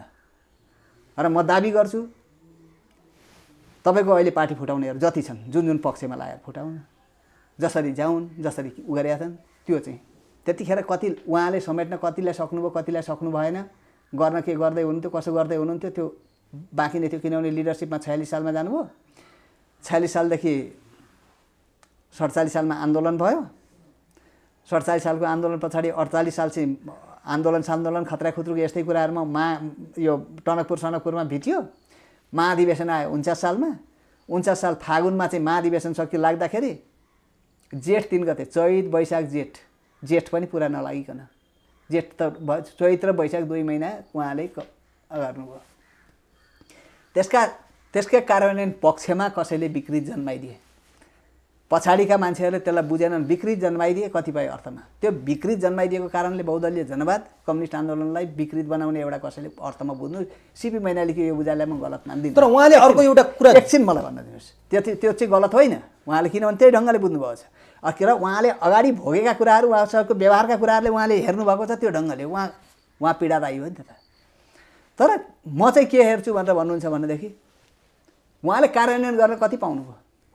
कार्यान्वयन गर्नु त्यो मुख्य कुरो त्यहाँ हो नि त। उहाँले कार्यान्वयन गर्नुपर्थ्यो। तर सिपीले यहाँतिर अर्को कुरा जोड्नु भएको छ, मैले भन्न पाएको छैन। त्यो मदन भण्डारी यदि जीवित हुनुहुन्थ्यो भने या त उहाँले पनि यो बहुदलीय जनवाद छोड्नुहुन्थ्यो विकृति भयो भनेर, या यसलाई सच्याउनुहुन्थ्यो। उहाँका अन्धभक्त चेलाहरूले यसलाई दुरुपयोग गरे भन्नुभएको। यो सत्य हो नि? यो त सत्य हो। उहाँले यो भन्नुभएको छ। यो चाहिँ सत्य हो, यो चाहिँ सत्य। किनभनेदेखि उहाँले मसँग के भन्नुभएको छ भनेदेखि त्यो अन्तर्वार्तामा यदि मेरो कार्यक्रम पनि फेल भयो भने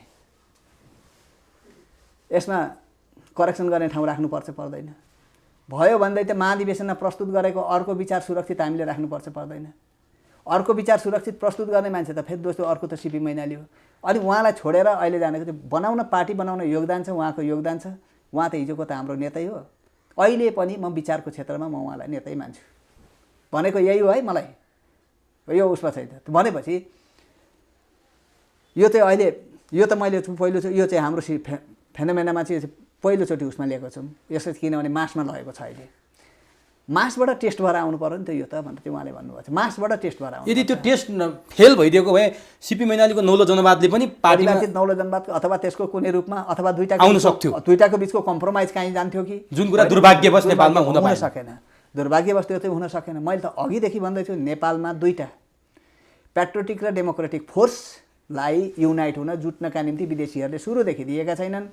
जुन कुरा मदन भण्डारीको हत्यामा पनि वीरेन्द्रको हत्यामा पनि यो कुरा जोडिन्छ र सिपी मैनालीको अपदस्थतामा पनि त्यो जोडिन्छ। यो कुरा त आज प्रष्ट भयो नेपाली जनतालाई। अब सिपी मैनालीप्रति उहाँको त्यो भावना रहेछ मदन भण्डारीको, उहाँले समेटेरै जान खोज्नु भएको रहेछ। माधव नेपाल, केपी ओली र वामदेवप्रति चाहिँ उहाँको धारणा के थियो? किनभने मदन भण्डारीको अवसानपछि त माधव आयो नि त सत्तामा। तपाईँको एउटा कुरो के हेर्नुपर्छ भने उहाँले बोल्नु भएन, भन्नुभएको छैन, व्यक्तिको विषयमा तोकेर भनेको छैन। यो चाहिँ विचार आएको हुनाले दिएको हो। केपी ओली, वामदेव, माधव त उहाँले त जनताको बहुदलीय जनतालाई समर्थन गरेर जानुभएको हो नि त। उहाँको बारेमा कमेन्ट किन गर्ने होइन? उहाँको अनुयायी भएर गइसकेपछि उहाँको विषयमा कमेन्ट किन गर्ने? अनि आफू पछिको दोस्रो उत्तराधिकारी कुनैमा देख्नु भएको थियो? कम्युनिस्ट पार्टीमा त हुन्छ नि। त्यो देखेको थियो भनेदेखि तपाईँले अघि नै मैले भन्थेँ, उहाँले अशोक राईलाई नआएकोमा चिन्ता किन गर्नुभयो? किरण गुरुङ र चाहिँ केशवलाललाई किन टक्क टिपेर माथि ल्याउनु भयो? एउटा कुरो त्यो छँदैछ। दोस्रो कुरो, मदन भण्डारी जीवित हुँदैखेरि मदन भण्डारीले सिग्नेचर गरेर रबर्ट स्टाम्प मदन भण्डारीको छापा ल्याएको छ सिग्नेचरको, पार्टीको पङ्क्तिमा चाहिँ एउटा सर्कुलर जारी गरेको छ। एउटा उहाँलाई यस अर्थमा म चाहिँ त्यतिखेर दूरदृष्टा भन्छु क्या, मैले त मेरो थेसिसमा सब्मिट गरेको छु। मध्यावधि निर्वाचन कुनै पनि बेलामा घोषणा हुनसक्छ, एकदम बिवेयर, सावधान हो। जसको चर्चै थिएन त्यो मैले राखेको छु, मैले त्यो चाहिँ अन्तर्पार्टी निर्देशनमा छ त्यो होइन। मध्यावधि निर्वाचन कुनै समयमा हुनसक्छ, यो सरकार लामो समय यो चाहँदैन बहुमतको हुँदै पनि। र यो कुरो चाहिँ के छ भने चिया खाने सिलसिलामा चुनावको पहिलो उसमा आउँदाखेरि एउटा त्यही चियाकै सिलसिलामा त्यतिखेर अब बितेर जानुभयो रामनाथजी हुनुहुन्थ्यो मसँग, रामनाथ ढकाल। उहाँले के भन्नुभएको थियो भनेर भन्दाखेरि होइन चुनावको रिजल्ट आउँदै थियो भर्खर, एमाले पो सरकार बनाउँछ कि क्या, बहुमत पो ल्याउँछ कि क्या भनेर चाहिँ उहाँले जिस्क्याउनु भयो मदनलाई 48मा। यो दुर्भाग्य हामी कहाँ नआओस् उहाँले भन्नुभएको थियो। हामी अहिले त्यसमा चाहिँ काँचा छौँ, अनुभवी छैनौँ। हामीलाई ठुलो प्रतिपक्ष, बलियो प्रतिपक्ष 90, 91, 100 सिटसम्म हामीलाई ठिक छ, 103 नपुगोस्, यो भने हाम्रो लागि दुर्भाग्य हुन्छ। काङ्ग्रेसले चलाओस्, काङ्ग्रेसले चलाउँदैन 3-5 वर्ष के हुन्छ त्यतिखेरै भनेको, त्यस पछाडि पो हामीले सिक्ने हो त। भनेपछि मदन भण्डारी दूरदर्शी नेता हो। अनि त्यो हिसाबमा अहिले पछि एउटा सर्कुलर जारी गरेको थियो तपाईँको भन्नु, मध्यावधि निर्वाचन हुँदै थियो, त्यो हुँदैछ, पार्टी अन्तर्पार्टी निर्देशनमा छ। अर्को कुरो उहाँ हुँदैखेरि एउटा अर्को छ, राष्ट्रिय सभाको 2 वर्षको कार्यकाल सकिएका सदस्यहरूको चुनाव हुँदै थियो। पार्टी केन्द्रीय कमिटीले के निर्णय गर्यो थाहा छ? कसैको कार्यकाल दोहोऱ्याइने छैन। 2 वर्षभित्र को थियो थाहा छ? माधव नेपाल। के थियो अब? जुन त्यही टेकेर उनी उपप्रधानमन्त्री भएपछि रक्षा मन्त्री भए। त्यतिखेर चाहिँ अब माधव नेपालको अब उहाँ चाहिँ कमान्डर, चुनाव हाँक्ने कमान्डर हुनुभयो, अप्पर हाउसमा जानुभयो। उहाँको चाहिँ त्यतिखेर फिल्ड थिएन, चुनाव लड्ने फिल्ड थिएन। अब डाइनामिक त्यो चाहिँ एकदमसँगले मास सेन्टिमेन्ट क्याच गर्ने त्यो क्षमता पनि होइन। उहाँ पार्टीको अर्गनाइजर चाहिँ राम्रो अर्गनाइजर हो है, फेरि माधव नेपाल यो हेर्नु हुँदैन। सङ्गठन कुशल सङ्गठक चाहिँ हो, तर मास लिडर त होइन। अब मास लिडर त कि मदन भण्डारी नै हो कि चाहिँ केपी ओली नै हो। फेरि अब मासलाई सेन्टिमेन्ट क्रिएट गरिदिनु होइन। अब मदनको त आफ्नै भयो त्यो चाहिँ। अब उहाँको त्यो ऊ पनि थिएन, किनभने मदनले त टेस्ट भइसक्यो, यहाँ काठमाडौँको 5 नम्बर पनि जित्नुभयो, 1 नम्बर पनि जित्नुभयो। त्यो अवस्था त थियो त्यहाँ, अरू सबै नेताहरू लडे। अब त्यहाँ चाहिँ त्यतिखेर बोगटी भनेर आयो होइन। बोगटीले जिते पनि अब त्यो विद्रोही बागीहरू भयो, सिपीले पनि हालिदिनु भयो भोट, झलनाथले पनि हालिदिनु भयो, माधव नेपालको उसले चाहिँ पार्टीले उ गरेको क्यान्डिडेट भएर कारबाहीका कुराहरू पनि उठे, तपसिलका यी सबै कुराहरू छन्। भनेपछि यो बिचमा जे घटनाहरू घटे नि त्यो छलफल हुन्थ्यो होला, चल्थ्यो होला, रिपिट किन नगर्ने 2 वर्षपछिका यी कुराहरू पनि आउँथ्यो होला नि त। पार्टीमा त त्यो छलफल किन हुन सकेन? त्यो सर्कुलर त पार्टीले निर्णय गरिसकेपछि पठाउने सर्कुलर हो नि त, अन्तर्पार्टी निर्देशन। यो पनि जोडिया छ कहीँ दुर्घटनासँग? दुर्घटनासँग जोडियो त म भन्दिनँ, तर संयोग त मिल्न आयो नि। होइन, संयोगको कुरो हुन्छ, कहिलेकाहीँ संयोगका कुराहरू हुन्छन्। संयोगकै कुरा चाहिँ सबै यहीसँग जोडियो भनेर त्यो नभनौँ, तर रिलेसनका कुरा चाहिँ आउँछन्। यहाँ रिलेसनका शङ्कास्पद चाहिँ हुन्छन्, रिलेसनका कुरा आउँछन्। तपाईँको यो यस अर्थमा उहाँका सच्चा अनुयायी, म सच्चा अनुयायी हुँ भनेर गुड्डिया 3जना मान्छेले दाबी नगर्दा हुन्छ भन्छु म। को 3जना मान्छेले म सच्चा अनुयायी भनेर दाबी नगरे हुन्छ। केपी ओली, वामदेव गौतम, माधव नेपाल। उहाँमाथि अन्याय हो यो यदि दाबी गरिन्छ भने होइन दाबी गरेर त उहाँहरू बहुदलीय जनवादको पक्ष लिएर 5औं महाधिवेशनमा प्रस्तुत हुनुभएको हुनाले गर्ने स्वाभाविक हो। बहुदलीय जनवादको अनुयायी हुँ भन्नु चाहिँ स्वाभाविक हो, त्यो किनभने त्यो कार्यक्रमलाई समर्थन गर्नुभएको छ। तर मदनकै अनुयायी हुँ होइन। मदनले त अर्को कुरो अर्थमा पनि फेरि म भन्छु पार्टी फुटमा म लगेर जोड्छु, त्यहाँ पनि जोड्छु। वामदेवले पनि पार्टी फुटाएकै हो, माधव नेपालले पनि फुटाएको हो, केपी ओलीले पनि फुटाएकै हो। फुटाउन खोज्ने अरूलाई पनि ल्याएर आफ्नो ठाउँमा हालेर जोडेर जान खोज्ने त। तर केपी ओलीले त समग्र कम्युनिस्टलाई एउटै बनाउन नि खोजे हो नि, फेरि त्यो पनि हेरौँ न। बनाउन खोजे त टिकाउनु पर्यो नि त, परेन? बनाउन खोजेको त टिकाउन खोजे हो नि त। त्यसो त उहाँहरू पनि हुनुहुन्थ्यो पहिला झापासँग चाहिँ उ गरेर मुक्ति मोर्चाबाट आउनुभएको मदनजीहरू गर्नुभएकै त हो, त्यो एकता गरे होइन र। बनाउन खोजेपछि त टिकाउन सक्नु पर्यो नि त। तर कतिपयले त मदन भन्दा नि माथि हेरे नि केपी ओलीले। हेर्नुहोस् त देवत्वकरण आज त्यो चाहिँ कल्चरको कुरो हो, कल्चरको कुरो। म तपाईँलाई एउटा उदाहरण दिन्छु। मैले उहिले आज होइन आजभन्दा 30 वर्ष पहिले मैले एउटा किताब पढेको थिएँ, त्यो इन्भिजिबल ह्यान्ड भन्ने समथिङ के थम्सन, मैले अहिले नाम बिर्सेँ म। त्यो उनी अमेरिकाका रहेछन्। अलिक अगाडि नर्मन बैथुन अमेरिकाबाट आए, चिनको क्रान्तिमा भाग लिए। उनी यहाँ चाहिँ एलोकेट भए, अब ऊ भए भनेर भन्छ, त्यहाँबाट सिआइएले पठायो यिनलाई यहाँ। चाइनिज कम्युनिस्ट पार्टीको केन्द्रीय कमिटीसँग पुगे यिनी, पोलिट ब्युरो चाहिँ भ्याएनन्। माओ सेतुङको अगाडि पछाडि हुँदाखेरि चाहिँ माओ सेतुङको उसमा चाहिँ एकदम हाइली प्रशंसा गर्ने हो नि। मैले तपाईँले फेसबुकमा पनि लेख्नु भएको थियो, यो पढेको थिएँ। सुन्नुहोस्, यहाँ हाइली प्रशंसा गर्ने, माओ सेतुङलाई एकदम प्रशंसा गर्ने, एकदम उ गर्ने। क्रान्तिको लिडर त माओ सेतुङ हो नि, होइन? यो धेरै प्रशंसा गर्छ। उसले चाहिँ पनि लेखेको छ, छन्छाङ फोङले लम्बे अभियानमै अध्यक्ष माओ के साथ भनेर भन्दाखेरि त्यहाँ उसले थोरै अलिकति लेखेको छ। अनि त्यो लम्बे अभियानमै चल्न बेला भइसक्यो, एकदम यो एक दिन भने अरे यो मेरो अत्यन्तै प्रशंसा गर्छ, यसको पिछा गर त भन्नु। सुटुक्क लगाए पिछा गर्दै लाँदाखेरि त उसले त त्यो यसो गर्छ। म चाहिँ अब पोलिट ब्युरोमा पुग्दैछु, सिआइएलाई लेखेको रिपोर्ट उनीहरूले कहीँ भेटे है, यो भेटे। अनि यस्तो आउँछ, अत्यन्तै प्रशंसा गर्छ। अब यो भेटियो रिपोर्ट भन्छ, यसको विषयमा अहिले कुरो नगरौँ, यसलाई अलिक पछाडि बिस्तारै यसलाई उ नगरिकन चाहिँ एउटा उसमा राखेर, यो माओवादीले राख्थ्यो नि पहिला चाहिँ श्रम शिविर बाबुरामलाई थुनेर राख्यो नि, होइन? त्यस्तै गरेर चाहिँ गर्नुपर्छ यसलाई, त्यसमा चाहिँ अब ट्रिट गर्नुपर्छ भनेर चाहिँ अलिकति भयो। यसले कहाँबाट थाहा पाएछ त्यो, त्यही भित्रको पनि कसैले त प्रभावित गरेको थियो होला। ट्रिट गर्नुपर्छ भनेर भन्ने बित्तिकै आउने बित्तिकै ऊ त्यहाँबाट भागेर अमेरिकै गयो हो कि। यो तुरुन्तै भाग्छन् अमेरिका।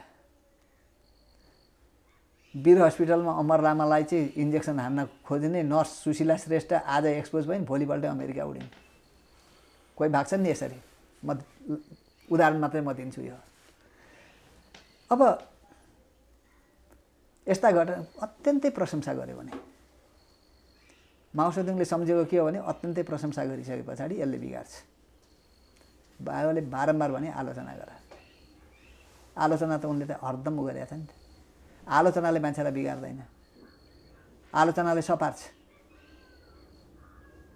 विरोधको लागि विरोध गर्ने चाहिँ मान्छे दुश्मन हो, आलोचना गर्ने मान्छे दुश्मन होइन। आलोचना र विरोध फरक। नेपालको कम्युनिस्ट आन्दोलनभित्र बिग्रँदै गएको चरित्र, बिग्रँदै गएको घटना भनेको कसैको आलोचना सुन्न नसक्ने, एकदम भक्त भजन प्रशंसा मात्रै खोज्ने, हाई हाई भनेपछि त्यो नेता त्यो यदि कसैले यो ठान्छ भने त्यो नेता काहीँ न काहीँ चुकेको छ, काहीँ झुकेको छ।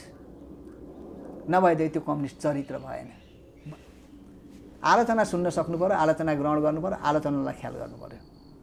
यदि प्रशंसा मात्रै गर्छ भने त्यो इन्भिजिबल ह्यान्ड लेख्ने थम्सन आज नेपालको कम्युनिस्ट पार्टीभित्र प्रशस्त मात्रामा छ। ती सबै थम्सन हुन्थे। मदन भण्डारीको कस्तो थियो आलोचना सुन्न सक्ने क्षमता चाहिँ के थियो? अलिक सुन्न सक्ने हो। अहिलेका समकालीन अहिलेको उसभन्दा अलिक चाहिँ सुन्न सक्ने नै हो। अब प्रशंसा नगर्नुहोस् न कहिलेकाहीँ भनेर भन्ने त्यो थियो क्या, कहिलेकाहीँ त्यो थियो, झाकल झुकल आउँथ्यो।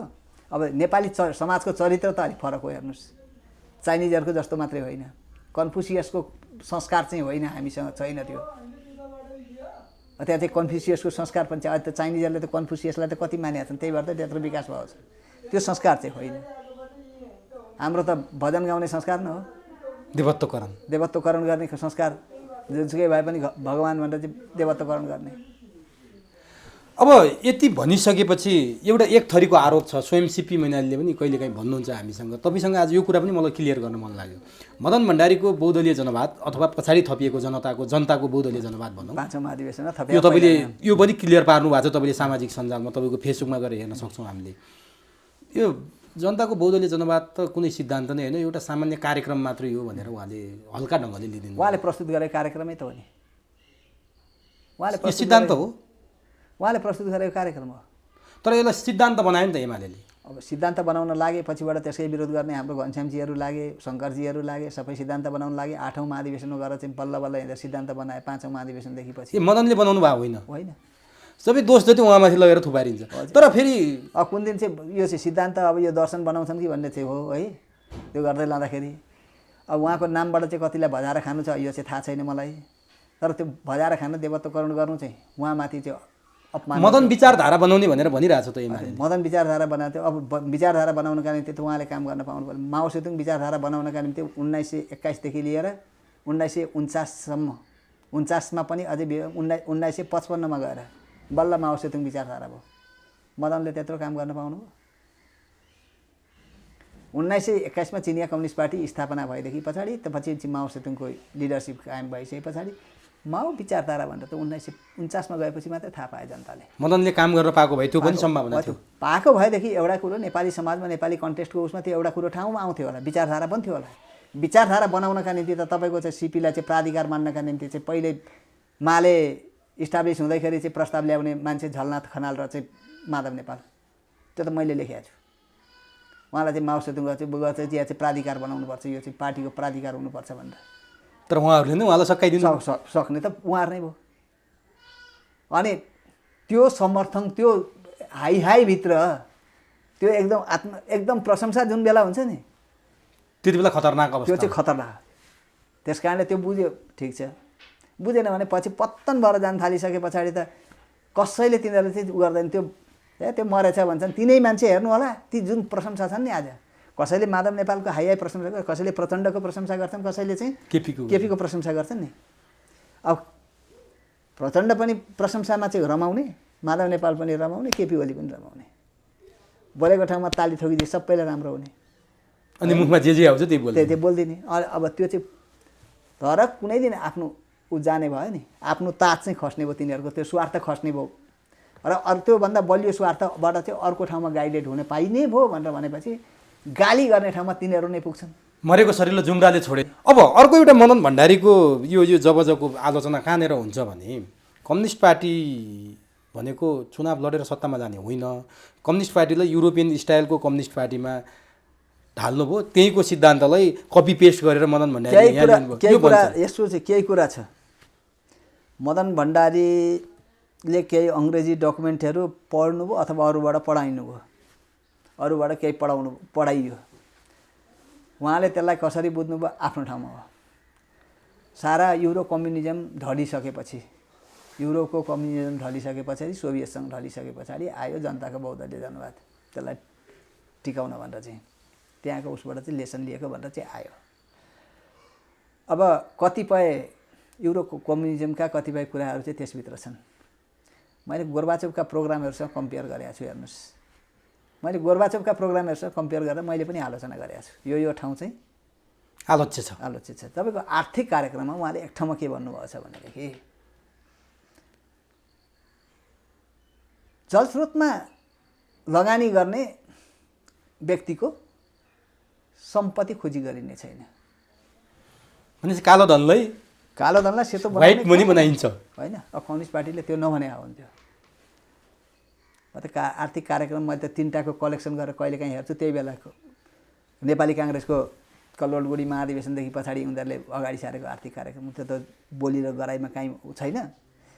अब गिरिजाको पालामा महेश आचार्य र चाहिँ रामशरण महत उताबाट चाहिँ अमेरिकन डिजाइनमा आएको भुइँया समाजवाद लागू गर्छन् तिनीहरूले।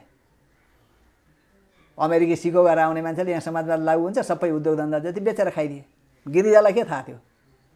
थाहा हुन्छ? थाहा छैन। थाहा छैन, त्यो गिरिजा त त्यो पढेको छैन नि। अब यो चाहिँ मिश्रित अर्थव्यवस्थाको बिचमा अलिकति भरतमोहन चाहिँ अब अलिकति अगाडिदेखि नै राजनीति कम्युनिस्टहरूको फेभर गरेर चाहिँ अब भरतमोहनको उसमा आएको थियो। तर त्यो शब्द त्यति गर्दा गर्दै पनि त्यो त्यसभित्र केही थियो कि अब त्यो भरतमोहनजीकै पनि केही थियो कि भनेर भन्नुपर्ने हुन्छ। अब त्यो शब्द नपरिदिएको भए हुन्थ्यो मलाई लाग्यो। मैले चाहिँ आलोचना गरेको छु त्यसलाई। म त आलोचना किनभने आलोचना पनि गर्नुपर्छ ठाउँ ठाउँमा। केही स्टेपहरू यस्ता छन् कि तपाईँको चाहिँ गोर्बाचोभका डकुमेन्ट्समा उहाँले पढेकै किताब कसैले मलाई दियो कि मैले हेरेँ त्यो मदन भण्डारीले पढेको किताब, उहाँले पढेकै किताब मलाई कसैले दियो, मैले हेरेँ त्यो कहीँ त्यसबाट चाहिँ प्रभावित देखिन्छ। त्यो कुनै कुनै ठाउँमा छ त्यो। अब डेमोक्रेटाइजेसनका कुराहरू आउँदाखेरि त्यो डेमोक्रेटाइजेसनको कुरो उठाएर चाहिँ हाई गोर्बाचोभलाई प्रशंसा गरे सिआइएले पहिला, होइन? स्टार वारका समेतको कुरा लिएर आए। रोनाल्ड स्टार वारकासँग गोर्बाचोभ भनेर चाहिँ भन्ने ऊ लिएर आए, माथि पुऱ्याए, झार्ने बेलामा कहाँ पुऱ्याइदिए होइन? अब त्यही गर्न खोजेको थियो चाइनामा, त्यो सकिया छैन। कुरो चाहिँ यो हो नि त। अनि चाइनालाई हान्नका निम्ति विभिन्न रणनीति, कहिले अफगानिस्तान आउनु पऱ्यो, कहिले दक्षिण कोरिया आउनु पऱ्यो, कहिले नेपाल आउनु खोज्नु पऱ्यो, अब कहिले जापानलाई उक्साउनु पऱ्यो। अब तपाईँले यहाँनिर भनिदिनुहोस् त, अब यति भइसकेपछि नि अब हुन त मदन भण्डारीले त्यो कार्यक्रमलाई लागू गर्न पाउनु भएन, सीमित समयमै उहाँ जानुभयो। अब यहाँ अहिले आरोप के लाग्छ भने नेपाली काङ्ग्रेसको राष्ट्रियता प्रजातन्त्र समाजवाद र नेकपा एमालेको जनताको बहुदलीय जनवादमा के फरक छ त? नाम र चिन्ह बाहेक त यहाँ त खासै फरक देखेन। अर्थमन्त्री रामशरण महत हुँदा, रामशरण महेश आचार्य हुँदा जे भयो, पछि भरतमोहनहरू आउँदा पनि त्यही भयो। त्यो त देखिने भनेको मार्क्सिस्ट फिलोसोफी अन्तर्गत हेर्ने भने आर्थिक कार्यक्रममा हेरिन्छ। मैले तिनवटा सँगै राखेर बसेको छु। तपाईँलाई यति भन्छु, अहिले पनि मसँग सुरक्षित छ। त्यतिखेर हामीले खोजेर चाहिँ एउटा उसलाई लेख्न लगाएर एउटा पेपरमा सँगै निकाल्यौँ। राष्ट्रिय प्रजातन्त्र पार्टी त्यतिखेरको, एमाले, नेपाली काङ्ग्रेस एउटैमा चाहिँ सँगसँगै लिएर हेर्छु। म अहिले पनि कहिलेकाहीँ पल्टाएर हेर्छु त्यो। अब त्यसलाई मैले सुरक्षा गर्नका निम्ति चाहिँ गाह्रो भएर चाहिँ मैले चाहिँ डिजिटलाइज गर्नुपर्छ जस्तो लागिरहेको छ त्यसलाई। त्यो कार्यक्रममा समाजवादका कुरा काङ्ग्रेसले पनि उठाएको छ नि। अनि उदार अर्थतन्त्रले समाजवाद ल्याउँछ, तीभित्रै छ। उदार अर्थतन्त्रले समाजवाद ल्याउँछ, उदारीकरणले समाजवाद ल्याउँछ। समाजवादको अर्थ के? विरोधाभास भएन? अब केही विरोधाभासहरू, केही कुराहरूमा विरोधाभासहरूमा चाहिँ तपाईँको जनताको बहुदलीय जनवादमा पनि छ। त्यसैले म भन्छु कि प्र्याक्टिसमा गएको भएदेखि यसैलाई मदनले के सोच्नुहुन्थ्यो होला आफ्नो ठाउँमा छ। तर त्यो के भने मदनले ल्याएको जुन जनताको बहुदलीय जनवाद पनि नि आजको अवस्थामा त त्यो त अर्कै ठाउँमा गएको छ। हो, त्यही भएर मैले भने मदन भएको भए के हुन्थ्यो? त्यो अब भविष्यकै गर्वमै हरायो। आजै भन्नुहोस् न, आजका कार्यक्रमहरू आउँदाखेरि के हुन्थ्यो? तपाईँको बोल्ने र गर्ने कुरो त फरक छ। यहाँ पनि बोली एउटा कुरो हुन्छ, गरी एउटा हुन्छ। संविधानमा तपाईँ समाजवाद लेख्न लाउने होइन। अनि निजी क्षेत्रका तस्करहरू पार्टी प्रवेश गराउने त म भने निजी क्षेत्रका तस्करहरूलाई प्रमोट गरेर अगाडि जाने होइन। यतिसम्म कि कतिपय त अख्तियारले कारबाही पनि गर्न नसक्ने त्यत्रो बल समेत उनीहरूलाई दिने भनेपछि यो समाजवाद कहाँ जान्छ? त्यो त थिएन नि त। केही मान्छेहरू त्यतिखेर पनि मदनलाई भेट्नका निम्ति, प्रयोग गर्नका निम्ति आए। हेर्नुहोस्, केही आए तर भेट्नु भएन उहाँले भेट्दै भने त्यसले विवाद ल्याउँछ, त्यसले अर्को ठाउँमा लान्छ। यिनीहरूको नियत ठिक छैन। कहीँबाट भेट्न आएपछि के गर्ने त? अन्तिममा त यसलाई प्रयोग गर्न कहीँ गर्न सकिएन, यसलाई उकास्न सकिएन, यसलाई युज गर्न सकिएन भनेपछि के गर्ने? सिद्ध्याइदिने। सिद्धिएको कारण त त्यो हो नि। अब सिद्धिएको कारण त्यो छ। मदन भण्डारीले आज माथिबाट हेर्नु भएको छ होला, कहीँ कतै अब धर्मशास्त्रले भनेअनुसार आत्मा हुन्छ, स्वर्ग हुन्छ भने हेर्दाखेरि उहाँलाई कस्तो लाग्छ होला, त्यो एउटा कुरा छ। मैले जान्न खोजेको कुरो, उहाँले बहुदलीय जनवाद त भन्नुभयो। अब नेपाली काङ्ग्रेसको अघि हामीले चर्चा गऱ्यौँ। नेपाली काङ्ग्रेसका महेश आचार्य, रामशरण महत प्रवृत्ति अर्थमन्त्री भइसकेपछि उद्योग कल कारखाना बेचेका कुरा गऱ्यौँ। तर एमाले पनि पटक पटक सरकारमा आयो, तिनीहरूको आर्थिक नीतिभन्दा यताउता जान सकेन, ती उद्योग कल कारखाना फर्काउन सकेन। हिजो रामशरण र महेश आचार्य जुन पथमा हिँडे पछि पनि त्यही पथमा हिँडे। बेचेका कल कारखाना फर्काउने त कुरो केही थिएन। तपाईँको एउटा कुरो भन्नुहोस् न, एमालेको गभर्मेन्ट बन्यो 51 सालमा हो। त्यो गभर्मेन्टलाई सबैभन्दा पपुलर गभर्मेन्ट भनिन्छ। त्यतिको पपुलर गभर्मेन्ट अहिलेसम्म नेपालमा छैन। कम्युनिस्ट सरकार कसैको बनेको थिएन। काङ्ग्रेसको त छँदै छैन। अब तपाईँलाई म भन्छु, त्यसमा एउटा बुदाले पपुलर बनायो। तपाईँको एउटा बुदाले पपुलर कहाँनिर बनायो भनेर भन्नुहुन्छ भने त्यो आफ्नो गाउँ आफै बनाऊ। सामाजिक सुरक्षा भत्ता पनि छ। सामाजिक सुरक्षा भत्ता त बुढापाकाहरूसँग भोट माग्ने बाटो भयो। त्यो पछिबाट चाहिँ त्यसलाई चाहिँ बुढापाकाहरूसँग भोट माग्ने बाटो बनायो। अहिलेसम्म पनि बुढापाकाको मन्त्री को भने प्रधान मनमोहन अधिकारी भन्छन्, त्यो चाहिँ आफ्नो ठाउँमा छ त्यतिखेर। किनभने चाहिँ त्यतिखेर त्यो आवश्यकता थियो। कम्युनिस्ट आयो भने 60 वर्ष पुगेकालाई गोली हान्छ भनेर प्रचार गरिएको ठाउँमा 75 वर्ष पुग्ने भत्ता पुगेर चाहिँ भत्ता दिने भनेर चाहिँ त्यतिखेर 100 थियो, अहिले त 4000 पुग्यो होइन। त्यो चाहिँ तर त्यसको त्यतिखेर त अलिक सहज तरिकाले पाउँथे, अहिले सजिलैसँगले पाउँदैनन् त्यो पनि। हेर्नुहोस् अब आफ्नो गाउँ आफै बनाऊ कहाँ छ, केमा छ त्यो? भरत मोहनजीले ल्याएको हो, हुन होला साइडबाट त होला, लेख्ने त उहाँ नै हो। त्यो प्रोग्राम त 5औं महाधिवेशनमा प्रस्तुत गरेको जनताको बहुदलीय जनवादभित्र चाहिँ एउटा कुरा त्यसको आर्थिक कार्यक्रमभित्र छ। प्रस्तुता त मदन भण्डारी भयो नि त त्यसको अर्थमा त होइन। आफ्नो गाउँ आफै बनाऊ। अब त्यसको टेक्निकल पार्ट हेर्नुहोस् भन्नु, त्यो टेक्निकल्ली त्यो कहाँसम्म चाहिँ बढी पपुलर भयो त्यसलाई लागू गरेर चाहिँ फेरि सिपी मैनालीले स्थानीय विकास मन्त्री भएर बस्दाखेरि अनुगमनको प्याटर्न समेत राखेर त्यो सही ढङ्गले प्रयोग हुन्छ कि हुँदैन भनेर अनुगमन समेत राखेर चाहिँ अनुगमनको आधारमा चाहिँ त्यसलाई चाहिँ पपुलर पनि त्यो कार्यक्रम पपुलर भएर गयो। सिपी मैनालीलाई बिचमा फ्यालियो। मदन भण्डारी त्यो अनुगमन गर्ने पाटो पनि भयो। त्यतिखेर त चुनावको घोषणा गरेर चाहिँ अदालतमा मुद्दा पर्यो हो। अब त्यहाँदेखि पछाडि चाहिँ त्यो कार्यक्रम त्यही तरिकाले चाहिँ स्मुथली लागू पनि भएन। अब ल्याउन उताबाट ल्याएको, लागू गर्ने मान्छे अर्को, लागू गर्ने त इमान्दारीपूर्वक लागू गरेको। अब त्यहाँभित्र थियो होला भरिसक्यो, त्यसबाट आउने मान्छेहरू धेरै जसो मान्छेहरू नियुक्ति हुने मान्छेहरू सिपी मैनालीसँग नजिक भएका मान्छे थिए होला। अब उनीहरूलाई पनि के थियो भने जनताको बिचमा गएर पपुलर भएर चाहिँ अझै राम्रोसँगले गरिदिन्छ, इमान्दारीपूर्वक काम गर्छ, जनताको बिचमा पपुलारिटी हुन्छ। पपुलर भयो भने को बलियो हुन्छ? पार्टी सिपी मैनाली बलियो हुन्छ, त्यहाँभित्रको लबी पनि। त्यसलाई बलियो किन बनाउने भन्ने पनि लाग्यो होला है। अब त्यसले गर्दाखेरि त्यसको मुख्य कुरो यसको कार्यान्वयनको पाटो हो। त्यो कार्यान्वयनको पाटो कसरी जान्छ भन्ने कुनै कार्यक्रम हो। अब त्यो त मदन भण्डारीको अवसानसँगै त्यो पनि गयो। तर अर्को कुरा मदन भण्डारीले प्रयोग गर्न पाउनु भएन। एमालेमा मदन भण्डारीको अवसानपछि पैसावालहरूको बिगबिगी बढ्यो, पैसाले टिकट किन्ने बिगबिगी बढ्यो, पैसाले पद किन्ने बिगबिगी। काङ्ग्रेसमा जे थियो सर्लकै त्यही भयो।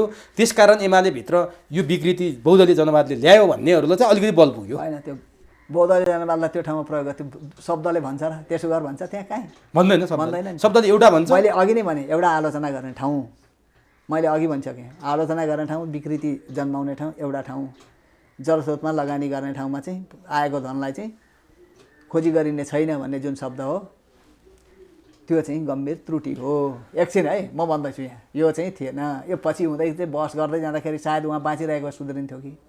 त्यो त भयो, मदनले यसो भन्नुभएको छ, यसै गरी ल्याउनु डोगमा त्यसलाई के भन्छ भनेर कठमुल्लावाद। कठमुल्लावाद पनि कतिपय लागू भएको छ यहाँ। त्यो शब्दलाई केलाएर हाल्ने हुन्छ नि, कठमुल्लावाद पनि लागू भएको छ त्यहाँ। डोगमाटिजम भन्छ नि अङ्ग्रेजीमा, न नेपालीमा कठमुल्लावाद। अब त्यही ढङ्गले मदनलाई उपस्थित गराउने हो भने मदनमाथि न्याय हुन्छ कि अन्याय हुन्छ त्यो जनताले जान्ने कुरो म त भनिदिन्छु। त्यही ढङ्गले उभ्याउने हो भनेदेखि अहिलेको मदनका अनुयायी जो हुँ भनेर भन्छन् उनीहरूले त्यही कठमुल्लावादलाई उभ्याउने हो भने त उहाँमाथि अन्याय हो कि न्याय हो अरूले भनुन्। तर त्यो कठमुल्लावादलाई अगाडि उभ्याएर व्यवहारमा अर्कोतिर राखेर त्यसको भजन गाउने, ओम जय शिवशङ्कर, ओम जय ओमकार भनेर चाहिँ जुन हामी भजन गाउँछौँ नि, ओम जय मदन, ओम जय मदन भनौँ, मदनका कुरा एकातिर राखिदियो, पन्छाएर अर्कोतिर दौडियो। एक एक गरेर चाहिँ कहाँ कहाँ गल्ती गरेर त लु यसको विषयमा बहस गरौँ न हामी। अब नि यो मदन भण्डारीलाई धेरै कुरा गऱ्यौँ, उहाँका केही कमी कमजोरी पनि त थियो होला नि। मान्छे हो, व्यक्तिगत, उहाँ मरिसकेपछि यो कुरा गर्नु स्वाभाविक त होइन। तैपनि स्वाभाविक धेरै स्वाभाविक हुन्छ। तपाईँको किन हुन्छ भन्नुहुन्छ नि, चिनमा माओ सेतुङको आलोचना मरेपछि भयो, रुसमा लेनिनको आलोचना मरेपछि भयो होइन। मरेपछि आलोचना हुँदैन भन्ने कुरो होइन। के थियो उहाँको कमी कमजोरी? उहाँको एउटा कुरो त नेपाली समाजबाट, नेपाली समाज जुन किसिमको चाहिँ जस्तो किसिमको शैलीबाट हुर्किएको छ त्योभन्दा फरकको त मान्छे त होइन नि हो। अब त्यो शैलीभित्रको मान्छे केही कुराहरूमा चाहिँ त थियो होला। उहाँले पार्टीलाई एकदम क्याडर्स बेस पार्टीबाट मास पार्टीमा लैजानका निम्ति उहाँले आफूलाई हेरेर जुन उ गर्नु त्यो त मास लिडर हो जसरी जुन उ गर्नु हो नि, त्यो कमजोरी होइन र? त्यसमा पनि त छ नि होला नि त कुनै कमजोरी। बहुदलीय जनवादको प्रयोग त दुरुपयोग यहाँनिर भएको छ नि त हो कि त्यहाँनिर त भएको छ नि त क्याडर बेस पार्टी नै यसलाई चाहिँ अब हाफ क्याडर भने हाफ मास बेस अहिलेको व्याख्याताहरू त्यसो भन्छन् तर कम्युनिस्ट पार्टी होइन कम्युनिस्ट पार्टी भनेको क्याडर बेस पार्टी नै हो मास बेस बनाइदिनु भयो होइन उहाँले अलिक मास बेस आफूलाई हेरेर बनाएको हो नि त्यो त एक ठाउँमा के एकचोटि भेट हुँदाखेरि के भन्नुभएको थियो भने अब त हामी पनि बाहिर आयौँ देखाउँछौँ भन्ने किसिमले कुरो बाहिर आएपछि उहाँसँग चाहिँ एउटा किसिमको क्षमता रहेछ त्यो मास सेन्टिमेन्ट क्रिएट गर्ने क्षमता रहेछ हो कि अब हामी त त्यतिखेर उहाँको विरोधी थियौँ नि त्यो एक अर्थमा भने आलोचक थियौँ विरोध त नभनौँ आलोचक थियौँ अनि त्यो के भने होला भनेर भन्दाखेरि अहिले चाहिँ म रिथिङ्क गर्छु क्या त्यसलाई उहाँमा यो खालको क्षमता रहेछ त्यो अलिकति दम्ब चाहिँ अलिकति रहेछ तर कतिपयले के भन्छन् भने उहाँले चर्का भाषण गर्नुभयो चर्चामा पनि आउनु मान्छे सिम्पल बोलीचालीमा त मासलाई सेन्टिमेन्ट उठाउनुका निम्ति चाहिँ उहाँ एकदम हो उहाँ चाहिँ मान्छे चाहिँ सिम्पल हो सरल हो त्यो अहिलेको जस्तो सामन्ती घेराभित्र चाहिँ उहाँ बस्नुभएको थिएन तर उहाँले राजालाई जुन किसिमको च्यालेन्ज पनि दिनुभयो चाबिलको भाषण निकै चर्चामा पनि छ सिरपेज फुकालेर आऊ भन्नुभयो पछि दरबार छिरेर आएपछि उहाँ राजावादी बन्नुभयो भन्नेहरू पनि छन् नि त त्यो के थियो त्यो वास्तवमा त्यो चाहिँ राजावादी बन्नुभयो भनेर भने होइन राजासँग निकट बन्नुभयो राजा जस्तो चिनको भ्रमण गरेर आएपछि चिनले पठाएको सन्देश अनुसार उहाँ राजा वीरेन्द्रसँग राज संस्थासँग अलि नजिक यसो त चिनको सन्देश एउटा कुरो त चिनले पनि राजा वीरेन्द्रलाई नराम्रो मानेको थिएन नि एउटा कुरो चाहिँ के हो भनेर भन्दाखेरि उही अहिले मोहन वैद्यलाई राज संस्थावादी भन्छन् नि सिङ्गानुक जस्तो भएर आउने हो भनेदेखि राजालाई स्वीकार गरिन्छ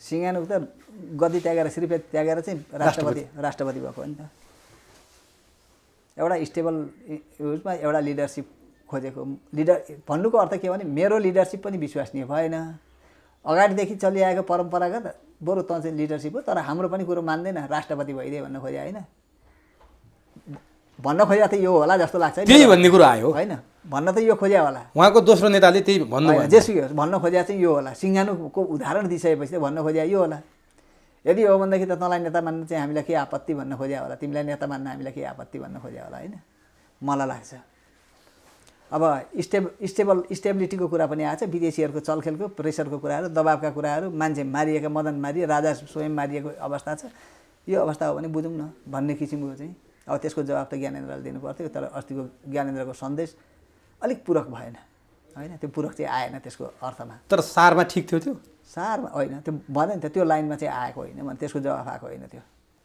बुझ्या होइन किनभने दरबारीहरूले छिट्टै यति छिटो कुरो बुझ्छन् भन्ने मलाई लाग्दैन त्यो पनि फेरि बुझिदिएको थियो भनेदेखि चाहिँ सायद ज्ञानेन्द्रको गद्दी जाने थिएन पहिले पनि जाने थिएन चाँडै कुरा बुझ्दैन चाँडै कुरो यति कुरो बुझिदिएको थियो भने नि यति छिटो जाने थिएन अब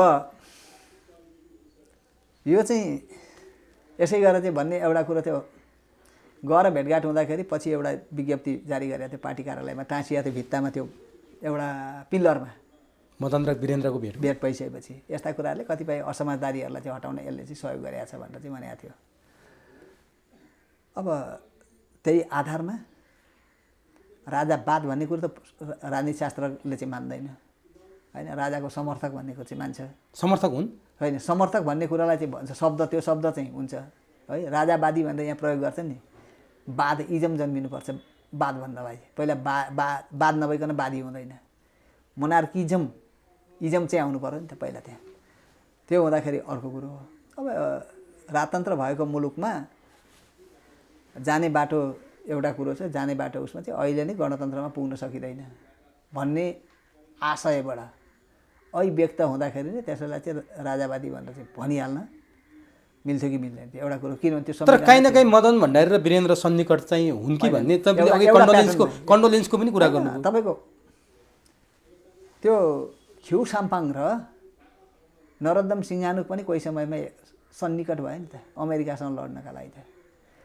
नेपालको नेसनालिटीमाथि खतरा आइपरेको बेलामा माओ सेतुङ र चाङकाइसेक पनि त भयो नि जापान विरुद्ध लड्दाखेरि एक ठाउँमा आए नि त भनेपछि कुनै ठाउँमा कुनै उसमा चाहिँ त्यतिखेर काङ्ग्रेसको ज्यादाती मस्तक चाहिँ कस्तो चढाएको थियो गिरिजाको भूत होइन त्यसलाई तलाउनका निम्ति त अर्को शक्ति खोज्नुपर्ने अवस्था त थियो होला नि त त्यसका निमित्त उहाँहरू नजिक हुनुभयो त्यो पनि थियो होला सायद अब त्यो किनभने अलिक लामो भएको भए त्यसलाई हामी यो प्रयोग भनेर चाहिँ भन्न सक्छौँ कि राष्ट्रवादको भावले अलिकति हो त्यो राष्ट्रवादको भावले चाहिँ हो विदेशीहरूको हस्तक्षेप रोक्नलाई पनि थियो विदेशी हस्तक्षेप रोक्नलाई पनि थियो त्यो चाहिँ त्यही कुरा मन नपराएर उहाँमाथि प्रहार भयो। प्रहार भएको त त्यहाँ अब प्रहार भयो मदन भण्डारीलाई समूल अन्त्य नै गरिदिए। बिपी कोइराला र राजाको बिचमा त एलायन्स हुन नदिनका निम्ति चाहिँ जनमत पञ्चायतलाई जिताउने विदेशीहरू अनि मदन भण्डारी र चाहिँ राजालाई एक ठाउँमा उभिन दिन्छन्। अब त्यसो भने अब हामी क्लाइमेक्समा जाउँ। अब यसरी मदन भण्डारीको समूल अन्त्य गरिसकेपछि एमाले त्यसको ब्याज खाएर पटक पटक पार्टी ठुलो पनि भयो, सरकारमा पनि गयो। मदन भण्डारीको हत्या भइसकेपछि केपी ओलीका भाषणलाई एकचोटि स्मरण गरौँ। हत्याराको घर कता फर्केको छ त्यो पनि थाहा छ, हाम्रो सरकार आएपछि सार्वजनिक गर्छौँ भनेर केपी ओलीले भनेका भाषण पनि थाहा छ। केपी ओली स्वयं अघि भनेको कमिटीमा बसे पनि, एमालेको यति लामो समय अध्यक्ष पनि भए, दुई पटक प्रधानमन्त्री भए, विद्या भण्डारी राष्ट्रपति, खै त त्यो आँट गरे आज त्यो प्रतिवेदन कसैले गर्दैन। फेरि त्यही आएँ म अन्तिम गर्दैनन्। किन गर्दैन भन्दाखेरि मैले भने योभन्दा अगाडि पनि तपाईँसँग मैले भनेको छु, यो भयो भने अर्को दरबार हत्याकाण्ड हुन्छ, अर्को मदन भण्डारीको हत्याकाण्ड। त्यो चाहिँ तपाईँको अर्को ठुलो म्यासेकर हुनसक्छ। किनभने त्यसरी एक्सपोज गर्न थाल्यो भने यिनीहरूको भन्लान्, सार्वजनिक गर्लान्। गिरिजा ग्रान्ड डिजाइन भन्थ्यो नि दरबार हत्याको, दरबारको सूची ग्रान्ड डिजाइनभित्र भनेर भन्थ्यो। एक्सपोज गर्न मर्दाखेरि पनि सकेनन्, किनभने अन्तिम अवस्थामा पनि म कतै राष्ट्रपति हुन्छु भन्ने थियो है। अब अन्तिममा अब म मर्दिनँ, अब म केही पनि पद पाउँदिनँ भनेर मर्ने बेला भएपछि भन्लान् यो यस्तो हो भनेर भन्लान्। यदि आफू काहीँ चुकेको छैन भने, नत्र भने त्यो आफू दोबी उसमा लागेको छैन भने, नभए त अर्का जनताले त भोलि गएर जुत्ताको माला लाउँछन् हाई भन्दै पनि। तर हरेक जेठ 3 मा विज्ञप्ति निकाल्छन् मदनको हत्यारा चाँडै पत्ता लगाउँछौँ भने सरकारमा गर्छ। सार्वजनिक खबर हो तपाईँको उसमै भयो नि त, तपाईँको एमाले र चाहिँ माओवादी युनाइटबाट चाहिँ नेकपा बन्दाखेरि गरे होइन त्यो घोषणा। मदन र के अरे केपी र प्रचण्डले संयुक्त विज्ञप्ति निकालेर गरे। मारियो किन ऊ त्यो के अरे अमर लामा किन मारियो, अब क्वेसन यहाँनिर आउँछ।